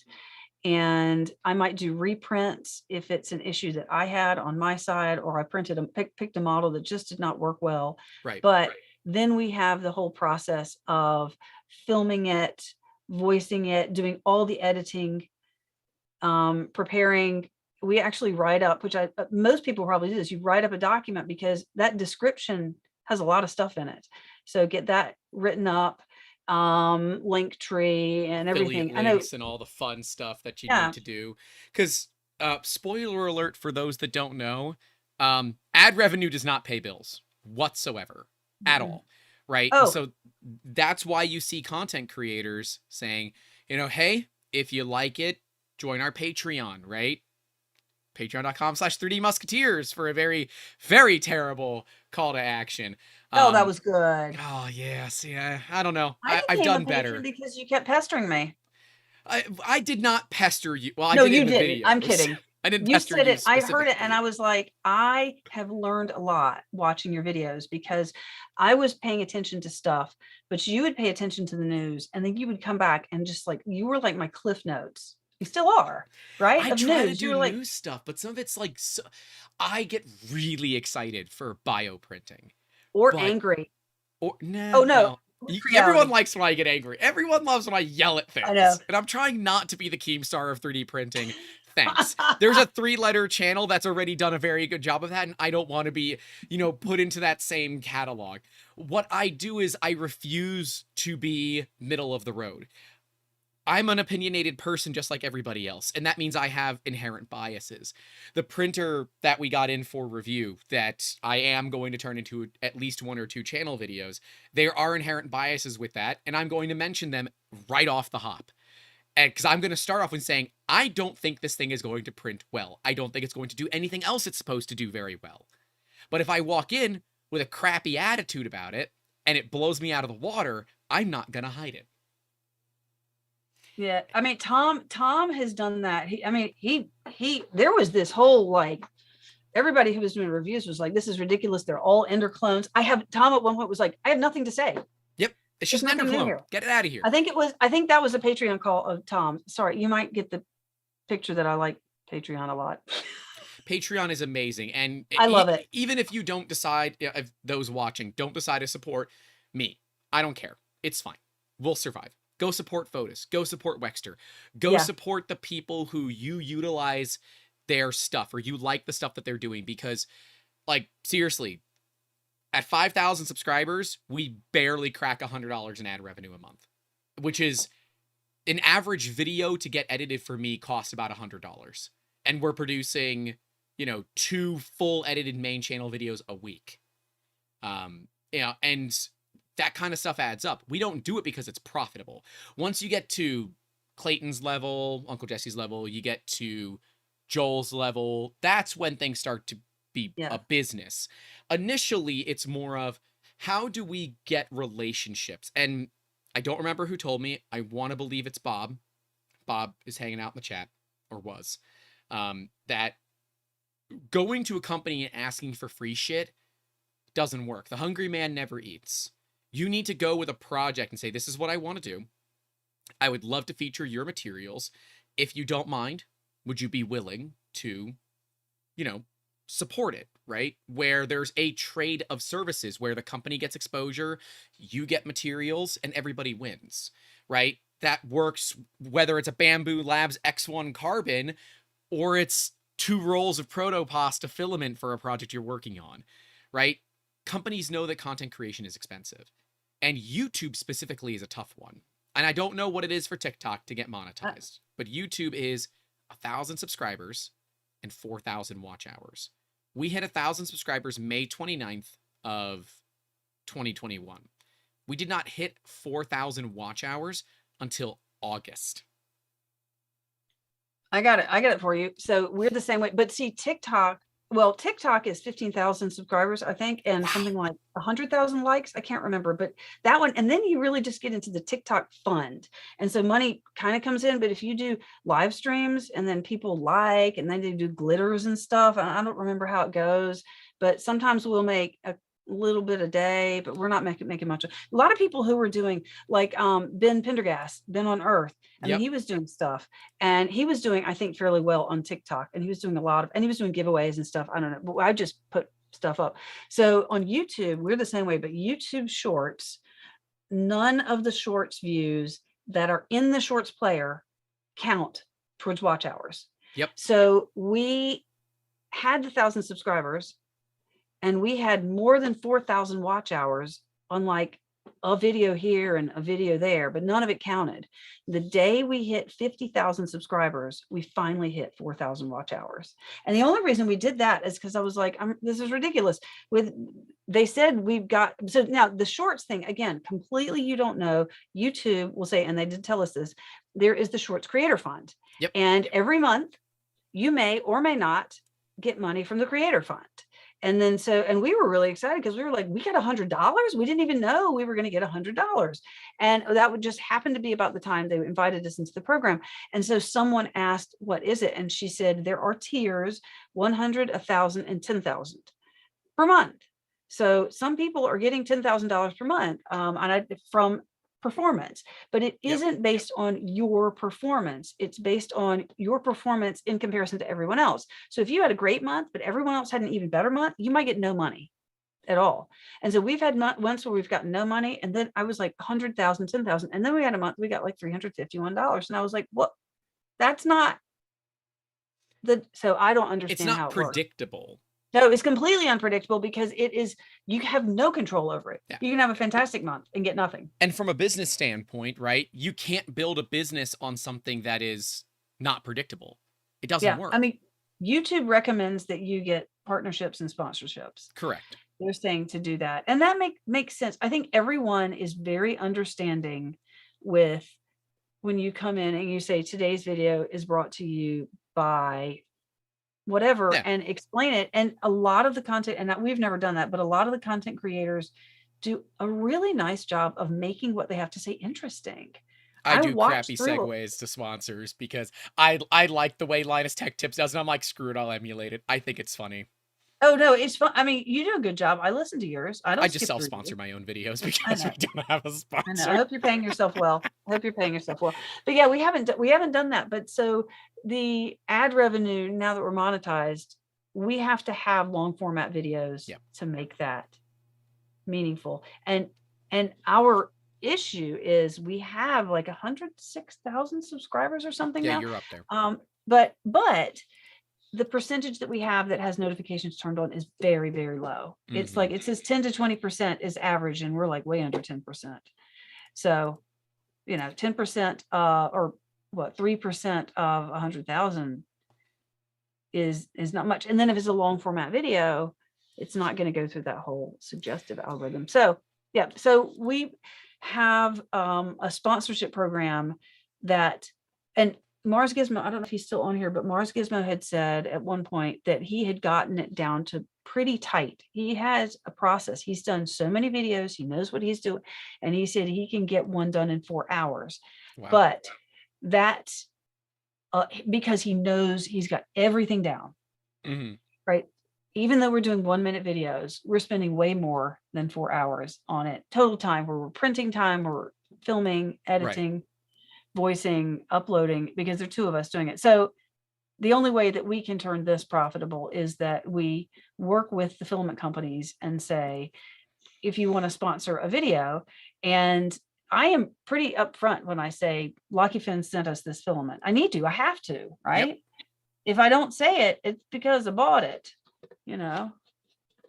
This one's new. That's a pretty filament.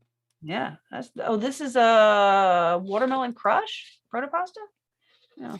I don't use a lot of, I've got a couple of pastas. Daffodil. And I like daffodil. Them. What is daffodil? I don't know. Did they put flowers in here? I need to find out. This is daffodil. Does it smell like daffodils? Nope. Doesn't smell like daffodil at all. Probably just the color. I don't like their spools. I wish they had stronger spools. Oh, yeah. Because I use the Prusa spool holders. So we've got a custom printed, you can see the custom printed part right there. Yep. And it holds 2 spools. Well, with the protopasta spools, it ruins the inside. So I have to, Pooch designed it actually. He designed does it chew up the inner ring? Mm-hmm. Yep. Oh, it chews up the inner ring. Okay. Yep. So Pooch designed a printed part that you can snap in that protects the inner and outer ring on the protopasta filament. And it's good material. I will say I got a red from a Joel Telling live stream, and it stains my print beds. Oh, is it? Which one? Is it it's this color. Fleck and Fire red? Oh, what is that red? It's still colorful number 11. Oh, still colorful number 11, yeah. Yep. It is so highly pigmented. It stains PEI for quite a few prints, right? So you end up pulling it off. You got a little bit of red underneath your print. It's a gorgeous color, don't get me wrong. But I look at that the same way that I look at my polyalchemy elixirs. I was going to say polyalchemy. They do the same thing. I love elixirs, but I can't buy them. So I am so stringent on making them. And now I wonder if, because Printed Solid bought the recipes, and I think most of that whole line, right? They bought the company. Elixir. They bought the company out. Yeah. He was having a hard time. I had emailed him, the owner, and he was having a hard time with shipping. The shipping was outrageous to get to the US, which is where most of it was. So that he sold it. Well, now that Prusa owns Printed Solid, does that mean Prusa owns the recipes to polyalchemy? And are they just going to be reintegrating it into the Prusament line? Are we going to see elixirs? Because the Elixir Emerald City is my favorite green ever. And Amber's favorite color is green. So whenever she wants stuff printed, it's always, I try to do it in Emerald City, as long as it's, if it's a pretty part that sits on a shelf, it's Emerald City. But if it's something that needs strength, it's Mystic Green, we have Opal Green. We have a few different Prusaments that are green that she really, really likes. And that is tough because there aren't a lot of good greens out there. It's an odd color that we don't see often. They had when I had ordered originally polyalchemy from watching Angus, right? And I was like, wow, I need to get some of this stuff. And so I ordered it international and paid the shipping, and I just loved it when it came in. And then I ordered some later, a second time, sometime later. And then the third time I ordered it, I got a box from Printed Solid, and I was like, I don't remember ordering. This is me. Did I order Printed Solid? Maybe I did. And I opened it up and I was surprised because there was no shipping on it. It was because Printed Solid was now doing the They were distributing. fulfilling it. Yep. And then, yeah, and then they had a sale, which it dropped at the great price. And I looked at it and I was I like, stocked up. I bought at least one of every of them. I bought one of every color. Yep. Yep. I made a mistake and bought two of one, but that's okay. So yeah, and he's been asked multiple times, when is it coming back? And he said everybody wants it, but he's got to be so busy right now. Yeah, Dave is only mildly busy at the moment. I'm sure he's got lots of room to do other things. He's not busy at all. Fair time. Yeah. You know? But so you had asked me, we had some questions that you asked that we kind of dropped off on. And one of them was, well, ad revenue is tricky. It is to be a content creator. I'm not going to make money on ad revenue. I don't think. No. I mean, if we had 1 million YouTube followers someday and our videos are being watched and we got into some big, but I don't think it's going to pay. I think you need the sponsorships. And in our case, what we're saying is to companies, and I have a sponsorship document that says, you know, well, first of all, it says if you send us filament, filament shows up. It just shows up. Yep. And our address is not publicly known, but if I had a company that's mailed me filament before because I had a conversation with them, more filament will come out later. Yep. And I'll be like, I just got 5 spools.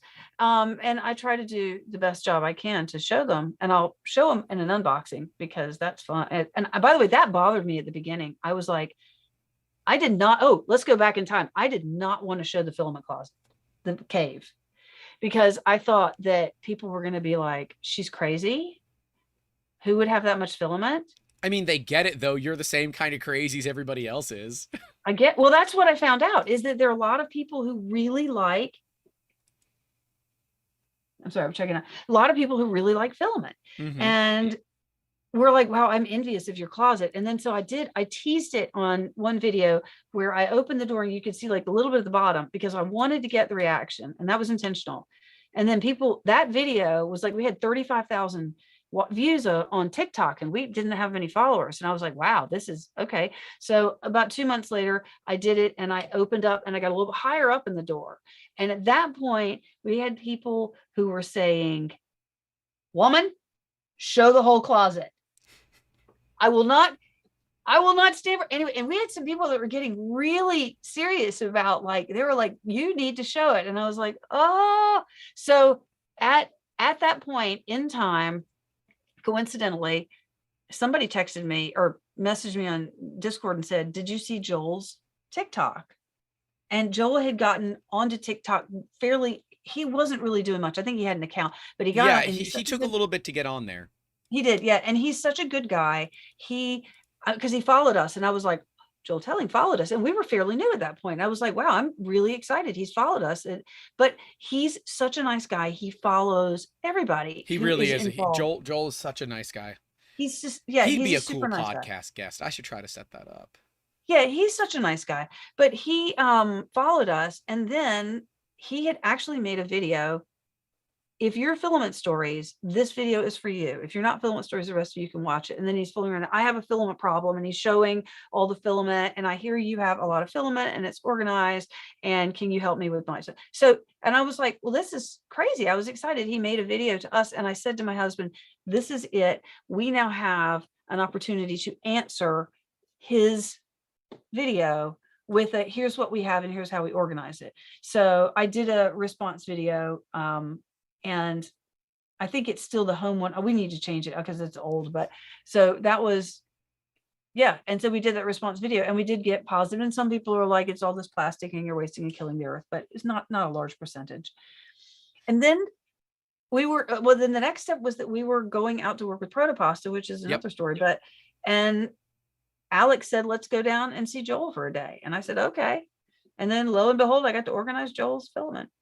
And that was a good video too, right? That was fun. Yeah. Joel, and Duff says that Joel seems very genuine, and I would agree. Joel seems incredibly genuine. I've never talked with Joel, but what I can tell you is that I have never talked with somebody that speaks poorly about Joel Telling. Yeah. And that is really, really, it is not often that you meet people that will not randomly talk bad about somebody. Like, I don't even think that 3-letter channel's talked poorly about Joel, and he'll talk poorly about anybody. Yeah. Yeah. I don't know. I don't watch that much of it. It's No, too, I can't. but yeah, but no, he's genuine. And we went out to dinner. Well, we had lunch and dinner. And he works very like, so we went in, and I don't know if this was because he didn't know how our work process was, but we had lunch and we met and came back, and he gave us some advice on filament stories, which was great. It wasn't like, let me tell you what you should do. He was like, I see how you're going. You're doing a great job. Let me give you some advice and take it or leave it. And it was good advice. So we walked back into his studio, and he said, okay, so here's what I'm thinking. I can dedicate an hour to this. We're going to get this video done. And that was him basically saying, don't screw around, but I mean, he started, and we just jumped into it, which was fine. I didn't have a problem with it, but I think what he was also trying to say was, don't worry, just do this. Yep. And that's exactly how it went. And we got it done partway, and then he worked with Alex on the 3D. However, well, they had to bag that video. It happens. Well, Chris and I finished organizing his filament. He had no tape. He had no paper. He had no scissors. I had to take a sticky note and something, because I was like, I just want to write like PLA and put it up. It was like the most jacked up. I'm like, you don't have scissors? Do you have tape? Do you have paper? You have nothing. Okay. All right. So over on Twitch, damn it, it's Karen says that she wants a color shift or flip that is rainbow. That would be really cool, like a dual extrusion or tri-extrusion rainbow. It's rainbow. So, okay, I'm thinking about it. Yeah, that would be interesting. Because you can says, wow, you filmed that in an hour. It takes me that long to get set up. Well, that makes sense, because 3D Pretty's got all these beautiful friggin' B-roll shots. Oh my gosh. Dude, it takes me, on average, from a Friday video, like 45 minutes total. Like, main channel video, maybe 3 hours max. Yeah, but 3D printing, like you're absolutely right. He's got so many B-roll shots. He brings so many. Your video, as soon as I see your videos are coming out 3D printing, I'm like, excuse me, I have a video to watch. Yeah. So we're working with Protopasta, and so I'm printing models that we're trying to represent, and that's a tricky situation too, because, and it's not tricky. It's easy and it's hard, because Protopasta contacted us after we did this video about their spools and said, hey, we like what you're doing. Would you be interested in helping us out with content creation or social media? Because we make really good filament. We know all about filament. We have no idea how to do social media. And I was like, but we're just these 2 people in our basement. And they said, no, we like your energy and whatnot. And so then I was like, well, maybe I should come out and visit you. I should come and visit you, maybe make some filament. Anyway, but no, it worked out nice. We did go out to visit them, and we got a lot of footage, and we're trying to do the best we can. But that's an interesting one that is really evolving, that we started doing minute-long videos for them. And then we were like, this doesn't really work for them. So every month we change what we're doing for them, but we're trying, I'm still Courtney and I'm still talking, but I'm trying to represent their filament. It's fun. That is something that is, interesting, right? When you start doing these brand partnerships, or I should really say strategic alignments, because partnership is a very dirty word in the business. Is it? Oh yeah. Oh yeah. So partnership would normally come with a pretty heavy contract. There's negotiations for ownership. So this would be a strategic alliance where there might be a contract, but at any time it's severable. Whereas a partnership is like rawr. Oh yeah, no, this is like good old boys network. We're like, you want to work together? Okay, should we work together? Okay, sounds good. Let's do some stuff. That's how it went down. And that's how we've done it for a while now, right? Very much,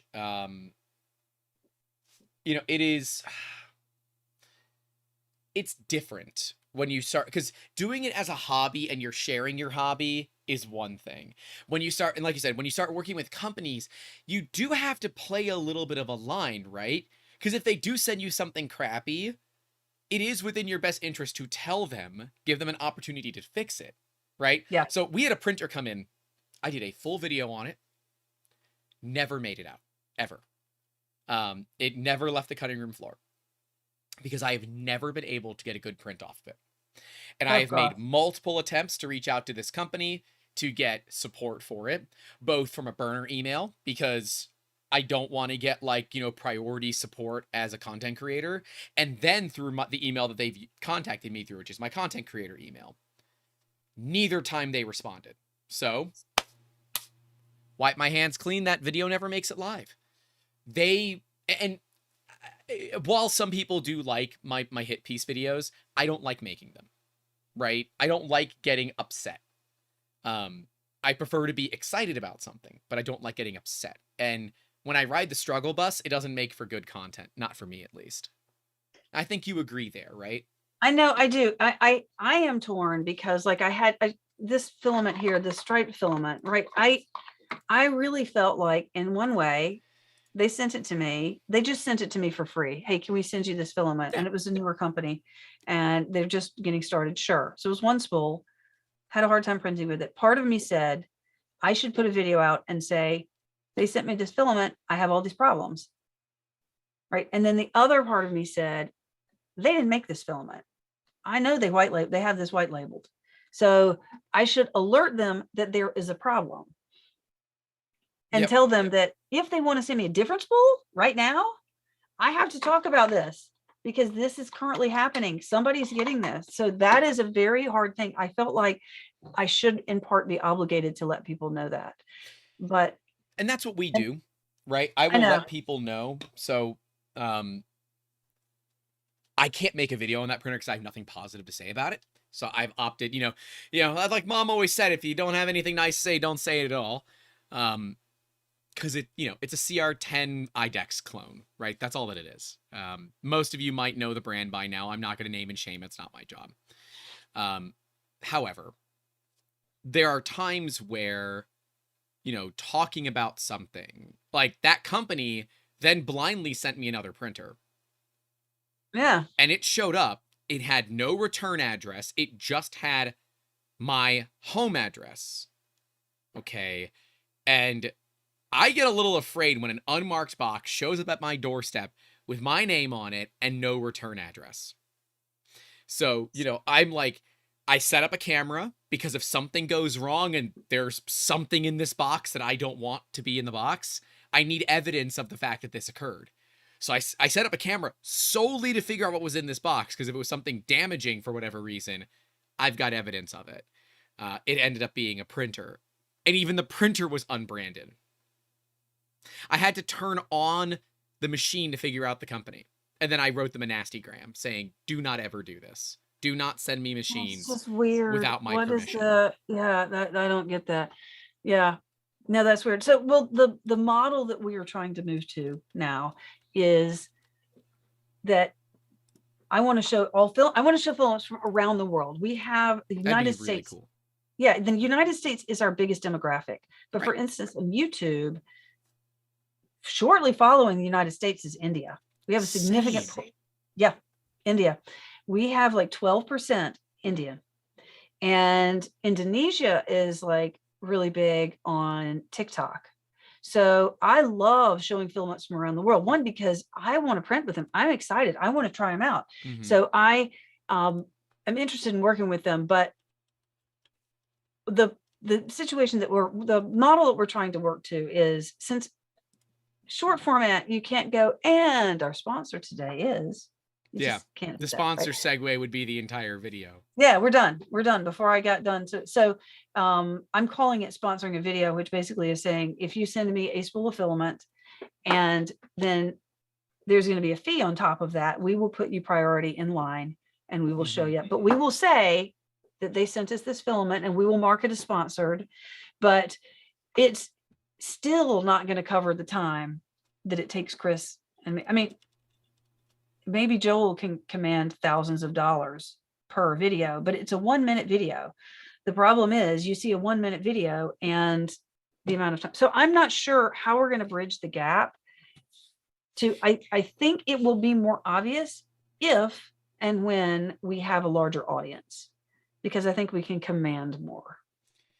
It is about not just the audience, but it's that click-through rate, right? So when we always use like a link tracker on things, And it's not because people are paying us for it. It's because I want to see what the click rate is on some of these links, right? So we have, we have links for, like, we have an affiliate account with Prusa. We have an affiliate account with Xyltech. We've got one with Slice Engineering and a few other places, right? But I use my own branded links for that because I want to check what that click-through rate is. And a lot of places have, some sort of affiliate portal where you can check to see sales that came through your affiliate code and things like that. But it has always been challenging because, and this comes back to the imposter syndrome. We talked about this a little bit off camera. Yeah. Or off stream, I guess, that because we're smaller, and I'm talking about myself specifically, I am very small. 5,000 subscribers is nothing. That when I reach out to companies, I feel like it's wrong because what value do we provide? Well, we're averaging 500 to 1,000 views, and the average watch time is 50% or more of the video. We actually have pretty good watch time. And if we can get that sponsor segue in the first 45 to 60 seconds of the video, we've got 90% of our viewership still there. And there's value into all of those eyes. You figure one person orders something, this starts to work out to a reasonable relationship. But it's tough to make that first call, right? Yeah. No, I don't do it. I haven't. Yeah. Because I don't know that I'd be good at it.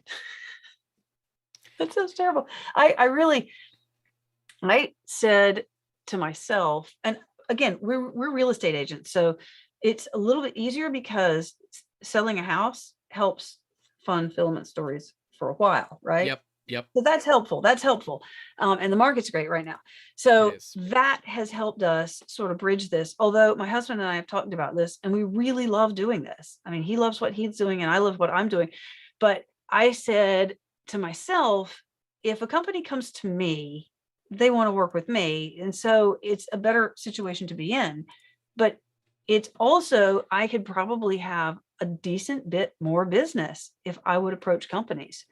Especially with, like you're saying, this is the demographics, this is the watch time. I did have one filament company that talked to, actually there were two of them that said, because I said, I'm much smaller on TikTok than some of these other creators. I mean, some of them have like 3 million people. And they said, I think that your audience is more targeted. Your audience is incredibly more targeted. I would hedge a bet that Joel's audience is similar to mine, 98+% male.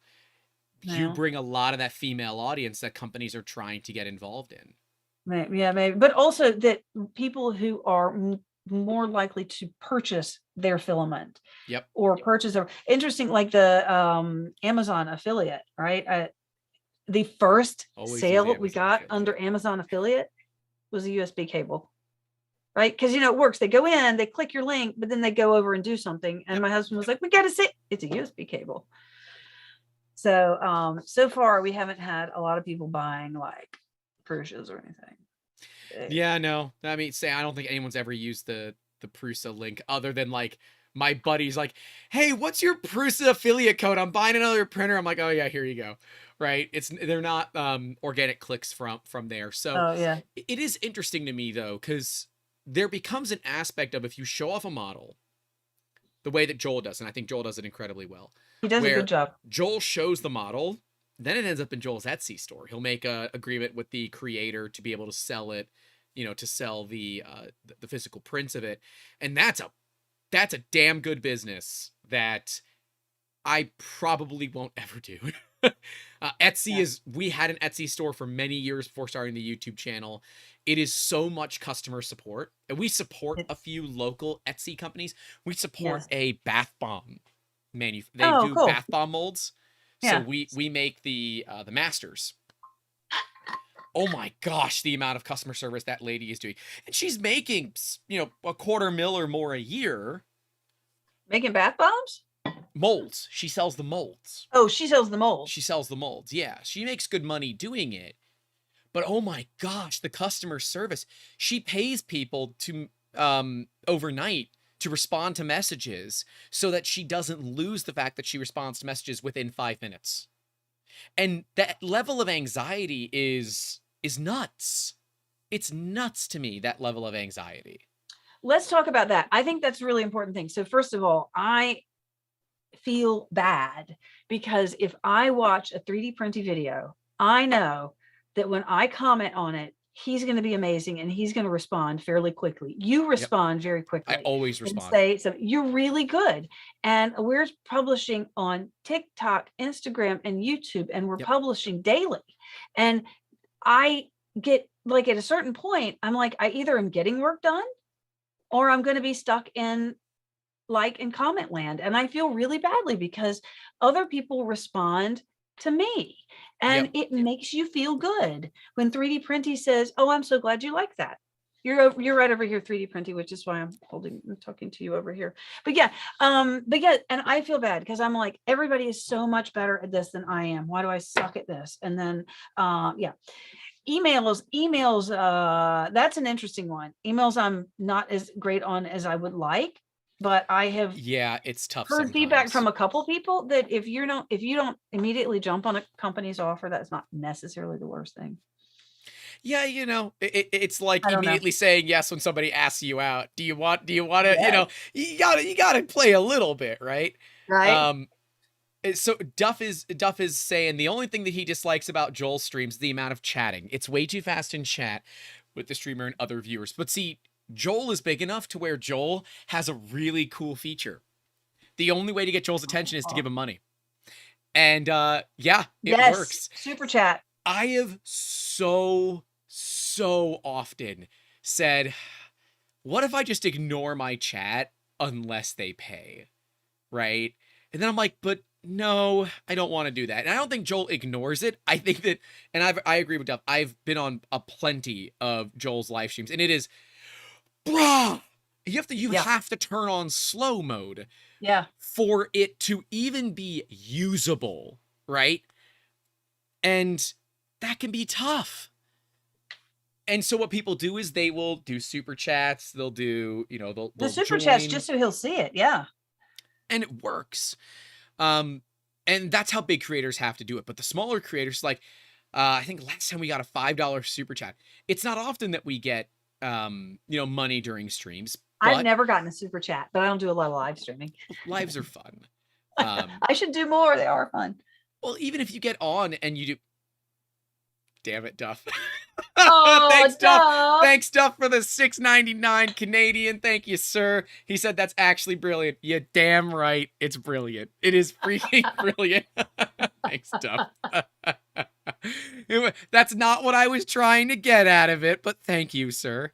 But yeah. And 3D Printy said, don't reply unless you can, really, which is really sweet. I try not to stress over it too much. Right. And again, I have something that Grant, my husband will go in and go like, or heart, or thumbs up, because he's really good about that. But I do the commenting because he just can't be like, yeah. He just cannot do the exclamation points like heck. He was like, what are you going to say to this? Because you need to reply to this. And I'm like, what is it? Until I'm like, oh my gosh, it's amazing. And I say what I would say, and he catches them sometimes. So, but if it's a response, it's me. But he helps with always like, I'm the only person that does things on the back end of the channel. Like, we have an editor, he'll upload. We have a copywriter to do the copywriting, who is amazing. Actually, they've both been on episodes of the podcast before. So Simona is our copywriter and Andrew is our editor. And Simona does amazing copy. But neither of them deal with comments. Now, I know Andrew watches the comments because he'll be like shit posting replies in our Discord that we definitely can't reply publicly with, right? Like, we do that one for fun. But it is, I always want to have that personal experience, because when somebody asks a question, right? We had someone ask a question on a really old support video in Prusa Slicer, and I answered their question, and they said, oh my God, I didn't think you watched, the comments. I said, absolutely. That is always about watching the comments. It is about that community interaction. To me, the value in what YouTube does, that community interaction. And like, this channel's cost me a lot of money. I mean, we're talking 5 figures worth of money. It's not cheap to get started. But I got to talk one-on-one with Sanjay Mortimer for 3.5 hours. And there is nothing that is more amazing to me than talking with Sanjay for 3.5 hours and about anything I wanted. That to me made all of the effort of the channel worth it, because he was a visionary, right? And it's those kind of things that we get to do as content creators that I think are valuable. I mean, that's the thing, right? Okay, imposter syndrome. You had said imposter syndrome. So, you know, first time people start following you, you're like, whoa, that you've heard of and you've watched them for years. Yep. You've looked at all their videos and you know who they are.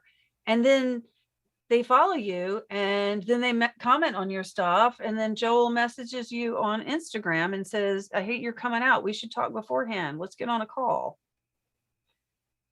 You know, and then you get on a call and I'm like, do we do a video call or a voice call? And he said, we already know what each other looks like. And when you get on a call with somebody who you've watched for years, and it was the weirdest thing. It was like, it was just like talking to somebody you knew, because I knew what he was like and he knew what I was like. And we got on the phone and we were like, okay, what are we going to do? Yeah. Okay. And it was a great conversation. And then we hung up and then you're like, who am I? We've had some people call the shop number, which does ring to me directly. Please don't call me in the middle of the night. I'm calling you at 3. If I'm responding on Discord to you, I'm awake. I've got a slicer issue. We've had it, right? And they're like, wait, you do answer the phone. I'm like, who else is going to answer the damn phone? Do you ever see people in my background? No, it's me. We have staff, but they're across the world. The only person that works here with me is Amber, and Amber's my girlfriend. And the only reason she works with me here is because she's bored and she wants to mess around with printers. She just bought her first 3D printer a while back. Did she? Yep.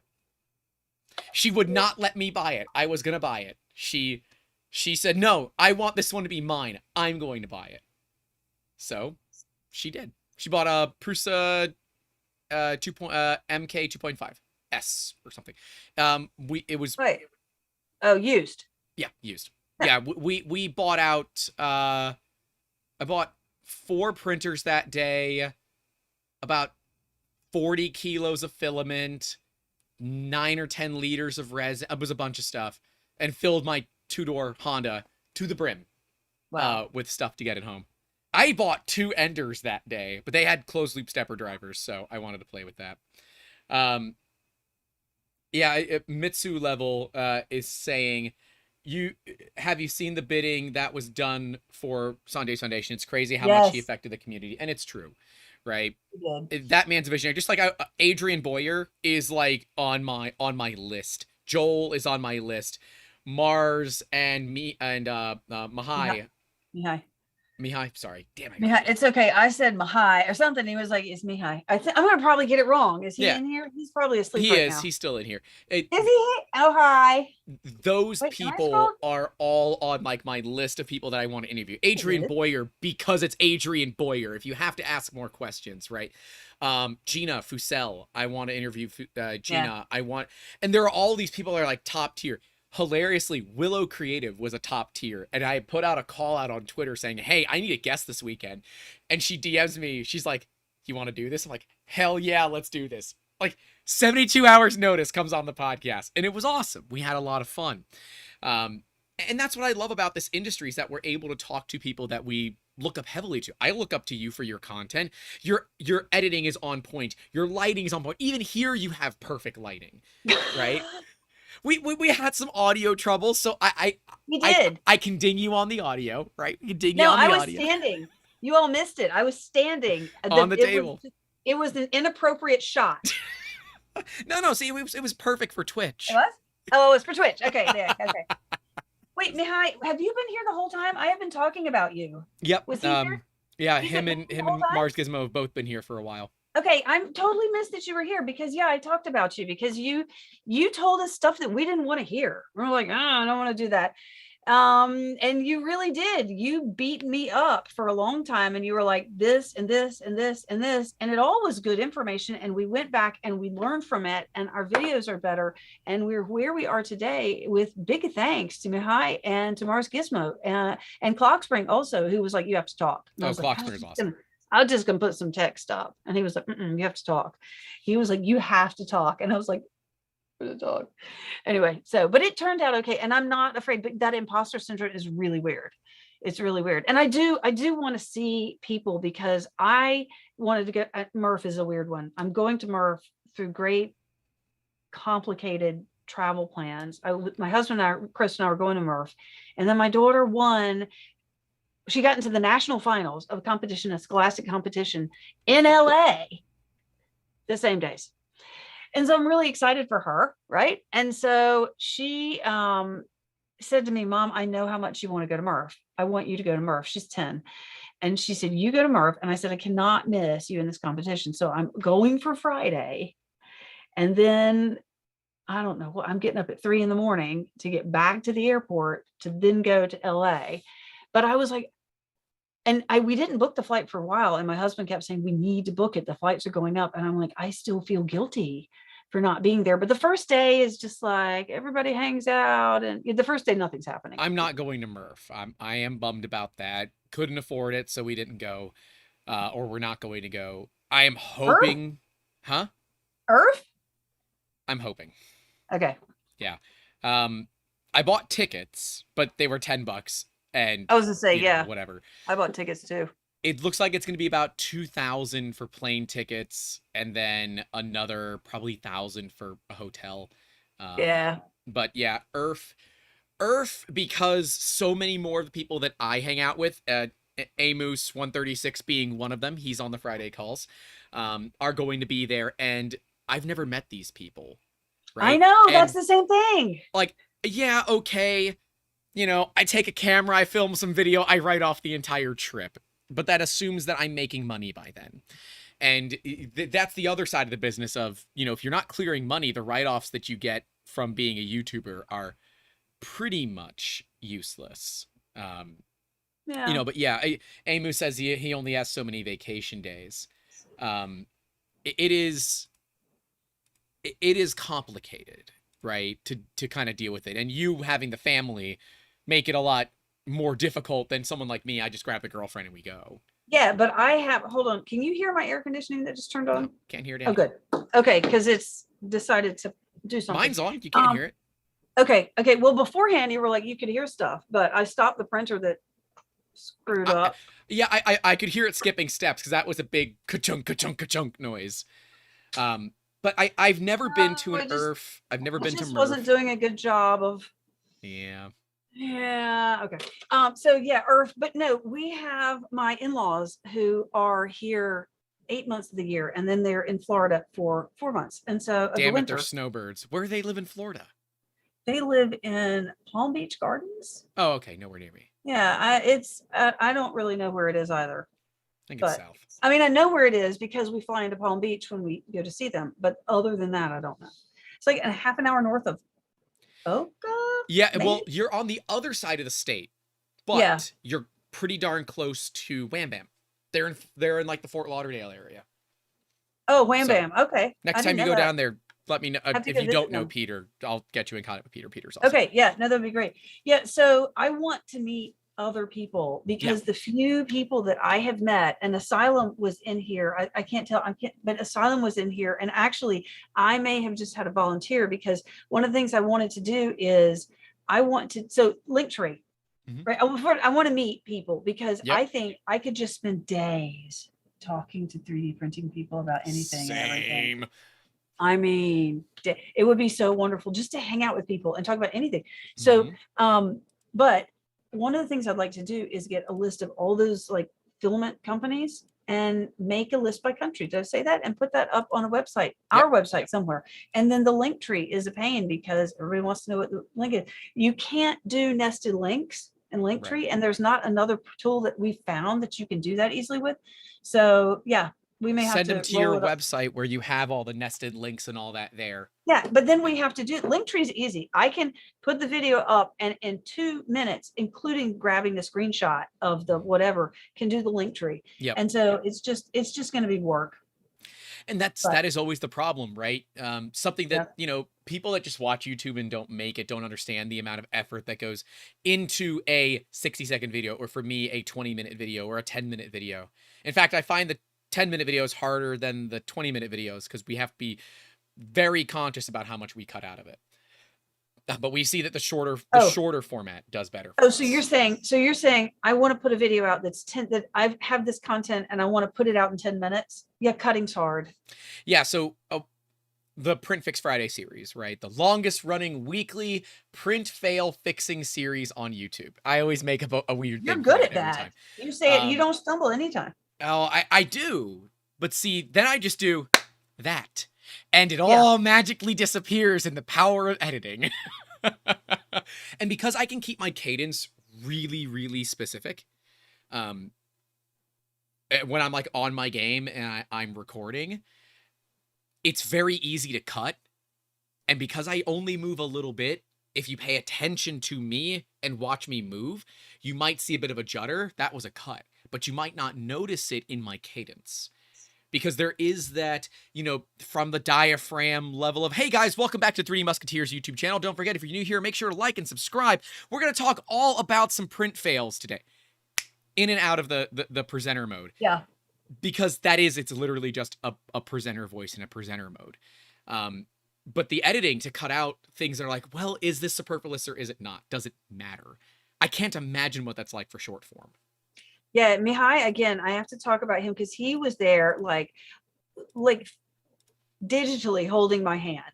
And we would make a video and we would put it out and he would come back and say, but before we put some out, even at the beginning, we talked about, and he was like, you will get good at this. You will get good at, because Chris will have put something together and he'll say it's a minute 20. I don't know what to cut.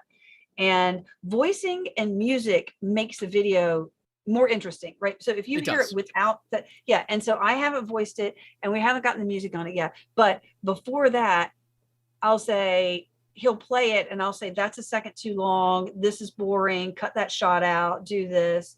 And we've gotten really good. And the end video is better for being shorter, which is what Mihai had said from the very beginning. I mean, he was right about everything, right? He was like, you'll get good at this. It'll be fine. But when we do something in long format, I have to slow down to talk and say, this is, I'm good at this is, and then we were like, okay, what are we gonna do for protopasta? You shouldn't say this is, and I'm like, I don't know what I'm gonna say. This is summertime. This is daffodil. That's a really cool color.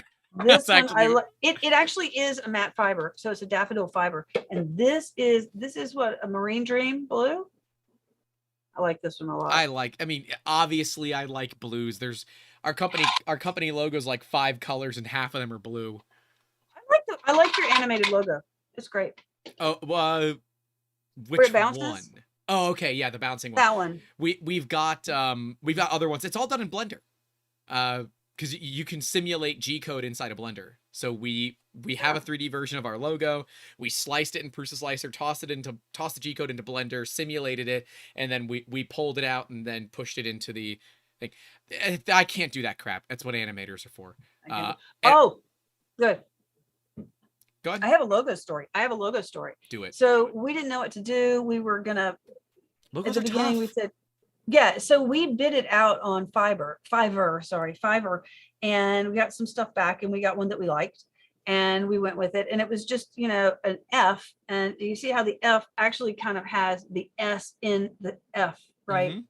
F and the S, FS. It's got all the colors. It looks nice, and so everything was fine. And I don't know how many months ago it was. We were at least 6-7 months in, and a guy asked me about some filament, and I said it was ABS, and I said I've never used it before. I don't do a lot of ABS, and he said, "Oh, I thought it was your company," and it was a filament company with our logo.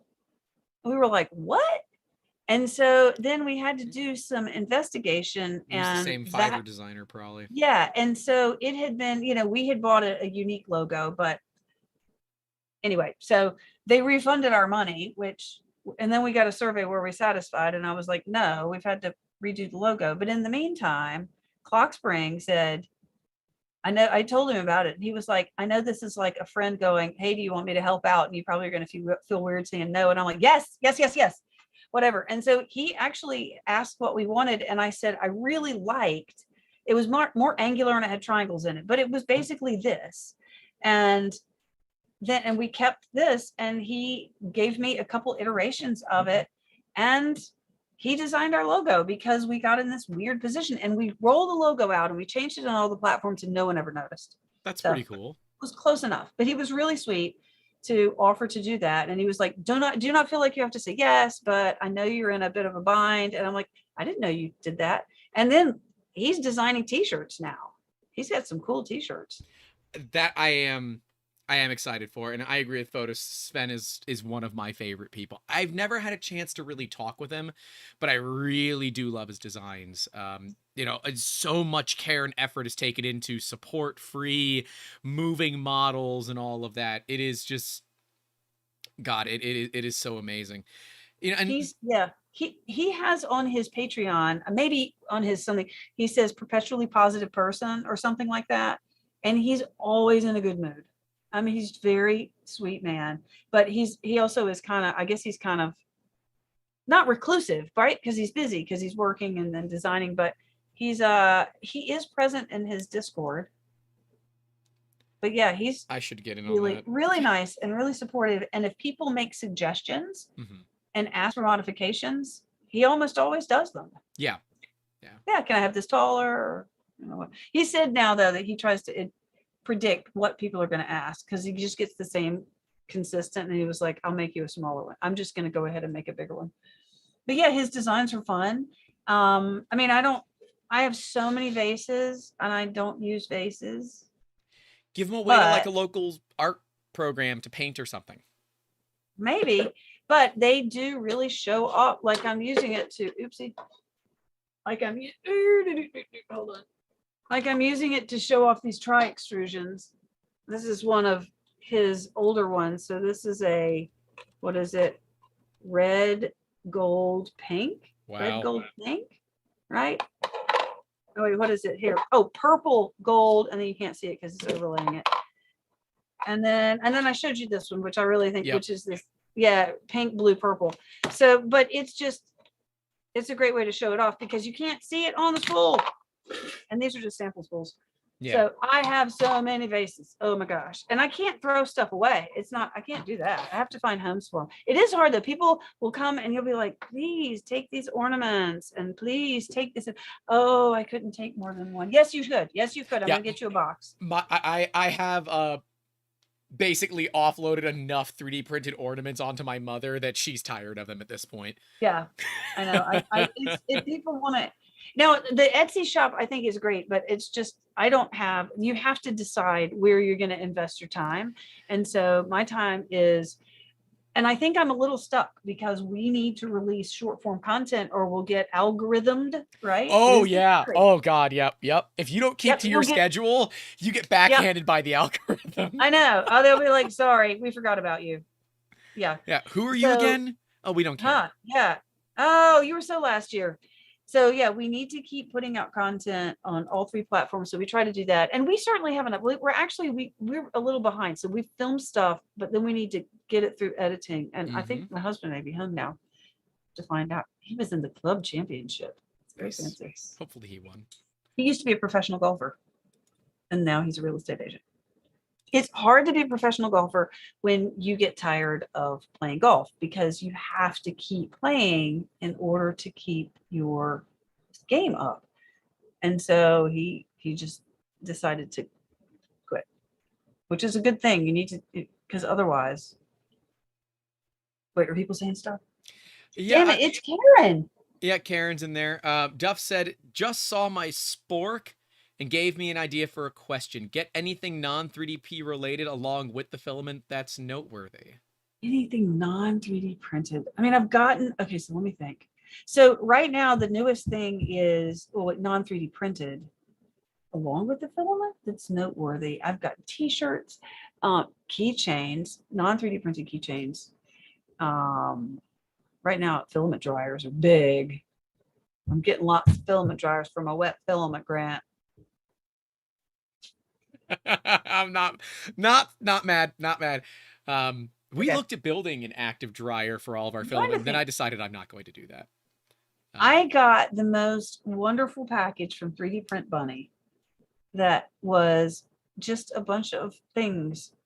One of them was a deck of cards that had, and this was because I had sent her for some filament. She was doing a project on recycle filament. And so I had a bunch and I said, hey, I'll send you some samples of different recycle filaments, in-house recycling or whatnot. And so I mailed her that, and she mailed us a care package, and it was really nice. And one of them was, I learned some Australian sayings. Like the best one was sparrow's fart. Right. Okay. So we got up at sparrow's fart this morning. So I tested this out. I was like, clock spring, I have to get up at sparrow's fart. Do you know what that means? And he was like, yeah, you got to get up real early. And I'm like, okay, just checking. Never heard that, but there were some funny ones.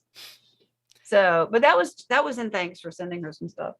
That's what this community is all about. I will say the weirdest thing I've gotten were acupuncture needles that came with filament, but they weren't protected. Like they didn't have a piece of foam over the tip. Or it wasn't in a plastic thing? Just one needle in a bag that had punctured through its bag, punctured into the filament, and then into my hand when I went to open the filament. It was fun. That's not good. Yeah. So I will no longer buy from that company because I've gotten nozzles. Gosh, what did I get that's non-3D printing? What have I gotten that's non-3D printing? Candy, but that seems to be like the big thing. Everybody puts Airheads that come in the printed solid boxes. It's Amber's favorite. She loves when I make printed solid orders. My kids fight over who gets to be, because we've sort of said, until you're older and you make an active decision to be in the videos, we're going to have you, but your hands can be in it. Yeah. And so they will fight over who gets to be in it. And then I'll say, we need to do something different. Come on, because opening it up and showing samples of filament. Oh, and that was another thing I did. We sort of jumped around. So for those of you who've stuck with us, thank you so much. Wait. Photos came back. No, I know. I'm sorry. So him and Karen are arguing. It's fine. Oh, they're arguing. Okay, good. I was worried that doing unboxings, I was like, I feel weird. So I finally, they were like, show the filament closet. And when I showed it, we got a decent response on that. And then I was doing unboxings and I felt a little odd. I was like, I think I'm doing too many unboxings. And so I messaged out, I asked some people, and I kept saying, no, we love the unboxing. And I was like, you do? Okay. So I continue to do them. And I don't have an opportunity to print with all of the filament in the same span of time. Like if the company sends me 3 spools, I'm going to probably do one of those. That's the other thing I'll say to the company. Okay, here's our sponsorship program, because that is our primary path for a minute video is we're going to feature you. You can send more than one spool, but this is for 1 spool. So if you send 5 spools, we're not doing 5 videos. Right. You can't do it. Yeah. No, we're not doing 5 videos because we need to, and I still have companies that will send it, and we will have a conversation when I'll say, like Wool 3D, which really, really nice people from India, and we do have a significant Indian population that watch our stuff. And I was excited, and I said, and he sent me the sample pack, which was great, and they sent me, I said, pick a color, and then I said that translucent rainbow was good, so that was great. And I will. And I spoke to him and I said, I would like to do videos on the Daisy White that you sent me. And I did the samples one. And then I want to do the rainbow one, but I need to spread that out. Yeah. Because we want to hit your audience more than one time, right? We want to come back and hopefully later we'll have even more people following us. Yep. So, they understand that, but. Well, like we did the 2 videos on the diamond nozzle, which again was sent to me by a buddy. We had people, there were a couple of comments I had to remove that were not very pleasant, saying, oh, you're lying, the company sent it to you. No, the company doesn't even know that I exist. My buddy sent it to me. And I said, all right, I will do 2 videos on it because I got to do, the first initial look at it. Then you were lying? Because people always assume, people always assume. I mean, if the company sent it to you, you're like, the company has sent it to me to evaluate. I would be violating FTC guidelines. should I get something like that and not mention it? That Right. would be a violation. You have to say sponsored. Yeah. You are obligated to say sponsored. You know, so it was a buddy. That's why the sponsor of those episodes was Friendship, because he didn't want his name in the videos. I said, Yeah. fine, I'm going to do a stupid sponsor segue and you're going to deal with it. He said, okay, that's fine. But so Sponsored by Anonymous. I don't want to take up too much of your time. We've gone over our time already. So I want to end it with one last question. What are some tips that you can give to people that want to get into content creation, short form or long form? Short form or long form. I think TikTok is the easiest way to get into short form. You can, the tools on TikTok are very, now that's YouTube, it's the same. YouTube now with YouTube Shorts is pretty easy if you want to do YouTube Shorts or TikTok. Instagram, not so much. I don't think you can grow as easily on Instagram, but pick one or both of those platforms and just be you, right? There are a lot of people who have a lot of followers and they've got their phone and they're being natural. In fact, Pink Lemonade and I have talked about it and I'm like, you do it so much better than I do. I'm really trying to be natural. And she's like, you're getting better at it. I can tell. You're feeling more comfortable. But she's so great. And she's got well over 1 million followers. Yep. And she's just her and she shows what she's doing. And a lot of times it's just what's printing. And then when she's done and she shows it, but then she also has some really good tips. But be regular. It's going to take a lot of posting. Eat your fiber. I mean, make videos more often. Regular. You got to do it. And they've made it, the tools are easier. I don't follow the trends. There's like, this is, and probably we would do better if we followed trends, but we sort of decided haphazardly, we stumbled upon what our style is and we like that style. Right. And so that style works for us and we may be going the slow route. I don't know. And we could have done things in a differently, but I'm not trying to grab as many followers as fast as I can. I want the people who want organic to see what growth is good. Right. We want the right. Actually, that's not true. Anybody who's interested, come on down. Right. Come on down. Like and subscribe while you're at it. Right. Like and subscribe. But I want people to come who want to see filament. So, but post. Be yourself. Find something that's fun. They've made, TikTok has made it even easier now. You can go live and you can have a wish list. And that's like the newest thing. I'm like watching Grizzled Gnome. He's like, and this spool of filament that he's opening is thanks to this person. It's an Amazon list and you can just buy it right there. And then it shows up at his door. My TikTok is not big enough to do any of that stuff yet, but we've looked at it. That's new. And so I'm like, I don't know. I haven't put a wish list. Maybe I'll just go the way I'm going. I don't know, but that's a way you can get. So that's not dollars, but I mean, I think some people have put printers and stuff on there. Yeah. So that's a way to get camera. You can put a camera on there. Grant, you should go to TikTok and put a big camera. You know, I'm going to tell people just join the Patreon because then look, there is the Musketeer tier. It is $420.69 a month. If you want to be the Musk, because it's an Elon Musk reference. If you want to do that, fine. You know, but there's very few people that have that kind of budget laying around. Yeah, and to me, I think it's better to support a creator with a couple of dollars a month than it is to do one large purchase. The large purchase is great, but I'd rather support them ongoing. So my goal for Patreon is, if I can, to redistribute the funds that I get via Patreon to other creators that I like, that I want to support, because I know how far that goes into, well, making their lives just a little bit easier every single day. My husband asked me one time, how much do you pay per month on Patreon? I'm like, I don't know.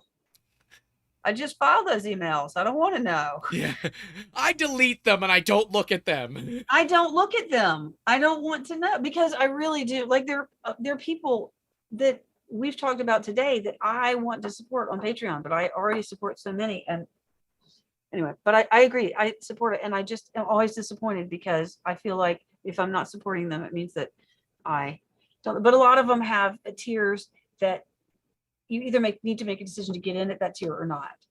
And then other people have like the $2 tiers and distribute that. But yeah, I always advise people, I'm like, have higher tiers, right? Yep. Maybe it'll happen. You got your 420. You got your Elon Musketeer, your Musketeer. Yeah, I mean we have the $100 tier as well, which there's no difference between the $100 tier and the 420 tier. Um, the I was gonna have a 350 tier and just call it Tree Fitty and just make a South Park joke, but the staff said I could have my Elon Musk tier or I could have the 350 tier, so I chose the Elon Musk tier. I think it's a good plan. Yeah. So yeah, I'm just thinking about that. Just get started. Don't do like I did and be afraid to talk. Just get out there and be yourself and just post. Because the beginning, what Mihai said to me is, again, I keep going back to Mihai. He said, you're going to go back after a year and look at your videos and be like, oh, those are horrible, because you will have evolved so much. Yeah. So don't worry, just post. The other thing he said was, no content is bad content. Bad content is still content, which is good, right? Likes and dislikes and everything. It's all interaction. And that's what the algorithm is looking for, is interaction. And you can turn out to be, I mean, I like to be positive about things, but I also want to represent things realistically. So Absolutely. yeah, I have heard from a couple of people, you need to put a filament out and just slam it every now and then, so people know that all filaments aren't great. But filaments usually print pretty well these days. It's not like it was 5 years ago. No, God. Yeah, I had a Filastruder, right? That's how we used to make our own filament, and that was Yeah, I love 5 it. years It made ago. good filament, but it was slow. A kilo every 48 hours. Like, Oh, really? yeah. Wow. But you know, Huh. when filament was $60 a kilogram, you didn't Yeah, care. You know, that's true. everyone that's buying $200 printers and $10 rolls of filament doesn't know what it was like back in back in the olden days, back before the price wars. Hold on.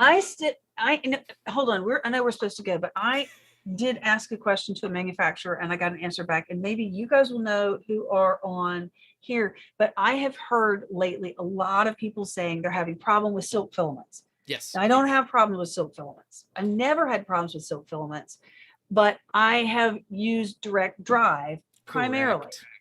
Direct Yeah. drive. And so the answer I got back was that it is that the heat is not being controlled well, and you're getting pressure built up in the Bowden tube, and it's usually the lower cost machines. Yep.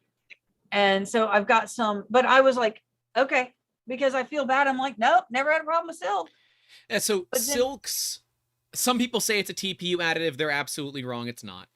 I'm fairly certain it's polycarbonate that they're adding in, because it shrinks, right? So when you're yeah, purging, it pulls back up. It's shrinking as it cools. And so what will happen, especially on Bowden printers that have really long retraction, you're going in and out of the hot zone a lot, and you're work hardening the filament. And it eventually gets so hard that it clogs the nozzle. I have it on my Pruses every now and then when we're doing like really, really high detail silk parts. It'll fail. And if you don't have enough pressure to push through that clog, it's going to fail. It's much tougher on retractions because sometimes it oozes, sometimes it retracts more.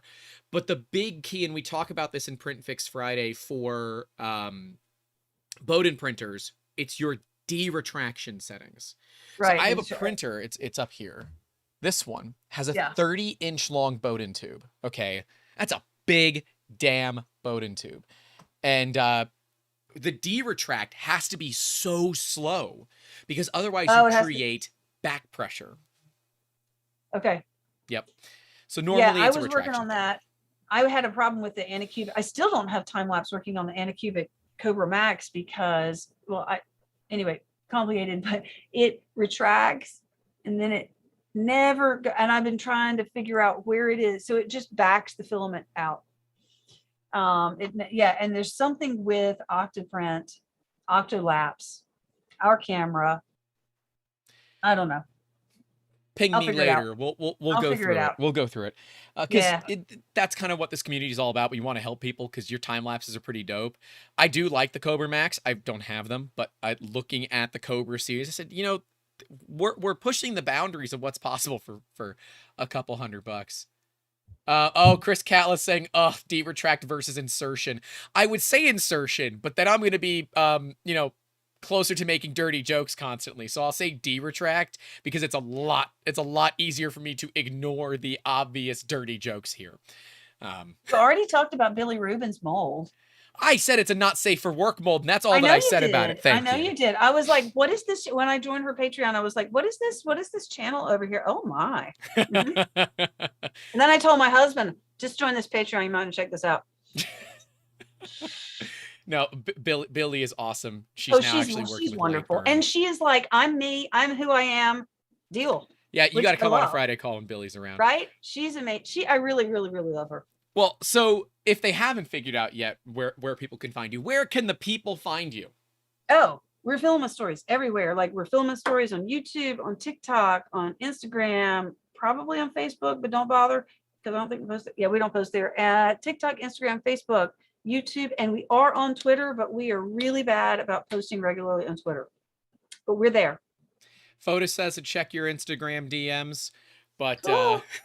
so I think Fotis is sliding into them DMs. But Okay, I'm gonna check photos.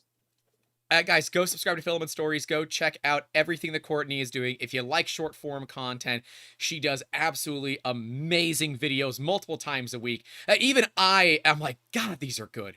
They're just really well put together. And that is, I'm gonna have to pass this on to my husband because I have said too many times we are what we are because of him. Huh? You want an editing job? No, he doesn't. No, he's all mine because I got more videos. But fine. I'm sorry. Oh, you're fine. But yeah, guys, go check out Filament Stories. Go follow them everywhere that you do your social medias, and be on the lookout because new and awesome things are coming soon. Courtney, do you know my outro? Yeah, wait, hold on. Thank you to everybody for coming. Yes, go ahead. I'm ready. Do you know my outro? Do I know your outro? Hold on. You can do it. Yes, hold on. Don't forget to call your loved ones. Shit. There's something before it. Yeah, there's something before it. And make awesome. Keep making awesome. Don't forget to call your loved ones. Fight for a cause you believe in? No, that's Joel. Shit, crap. Oh, I swear. No, I don't give a damn. This is all we can swear here. I know. Well, we don't have blooper reels because it involves the word F something. Anyway, okay, so wait. No, do it. Start it. Stay safe out there. Don't forget to call your loved ones. And as always, keep making awesome. There it is. Season 2, episode 40 with Filament Stories. Take care, everybody.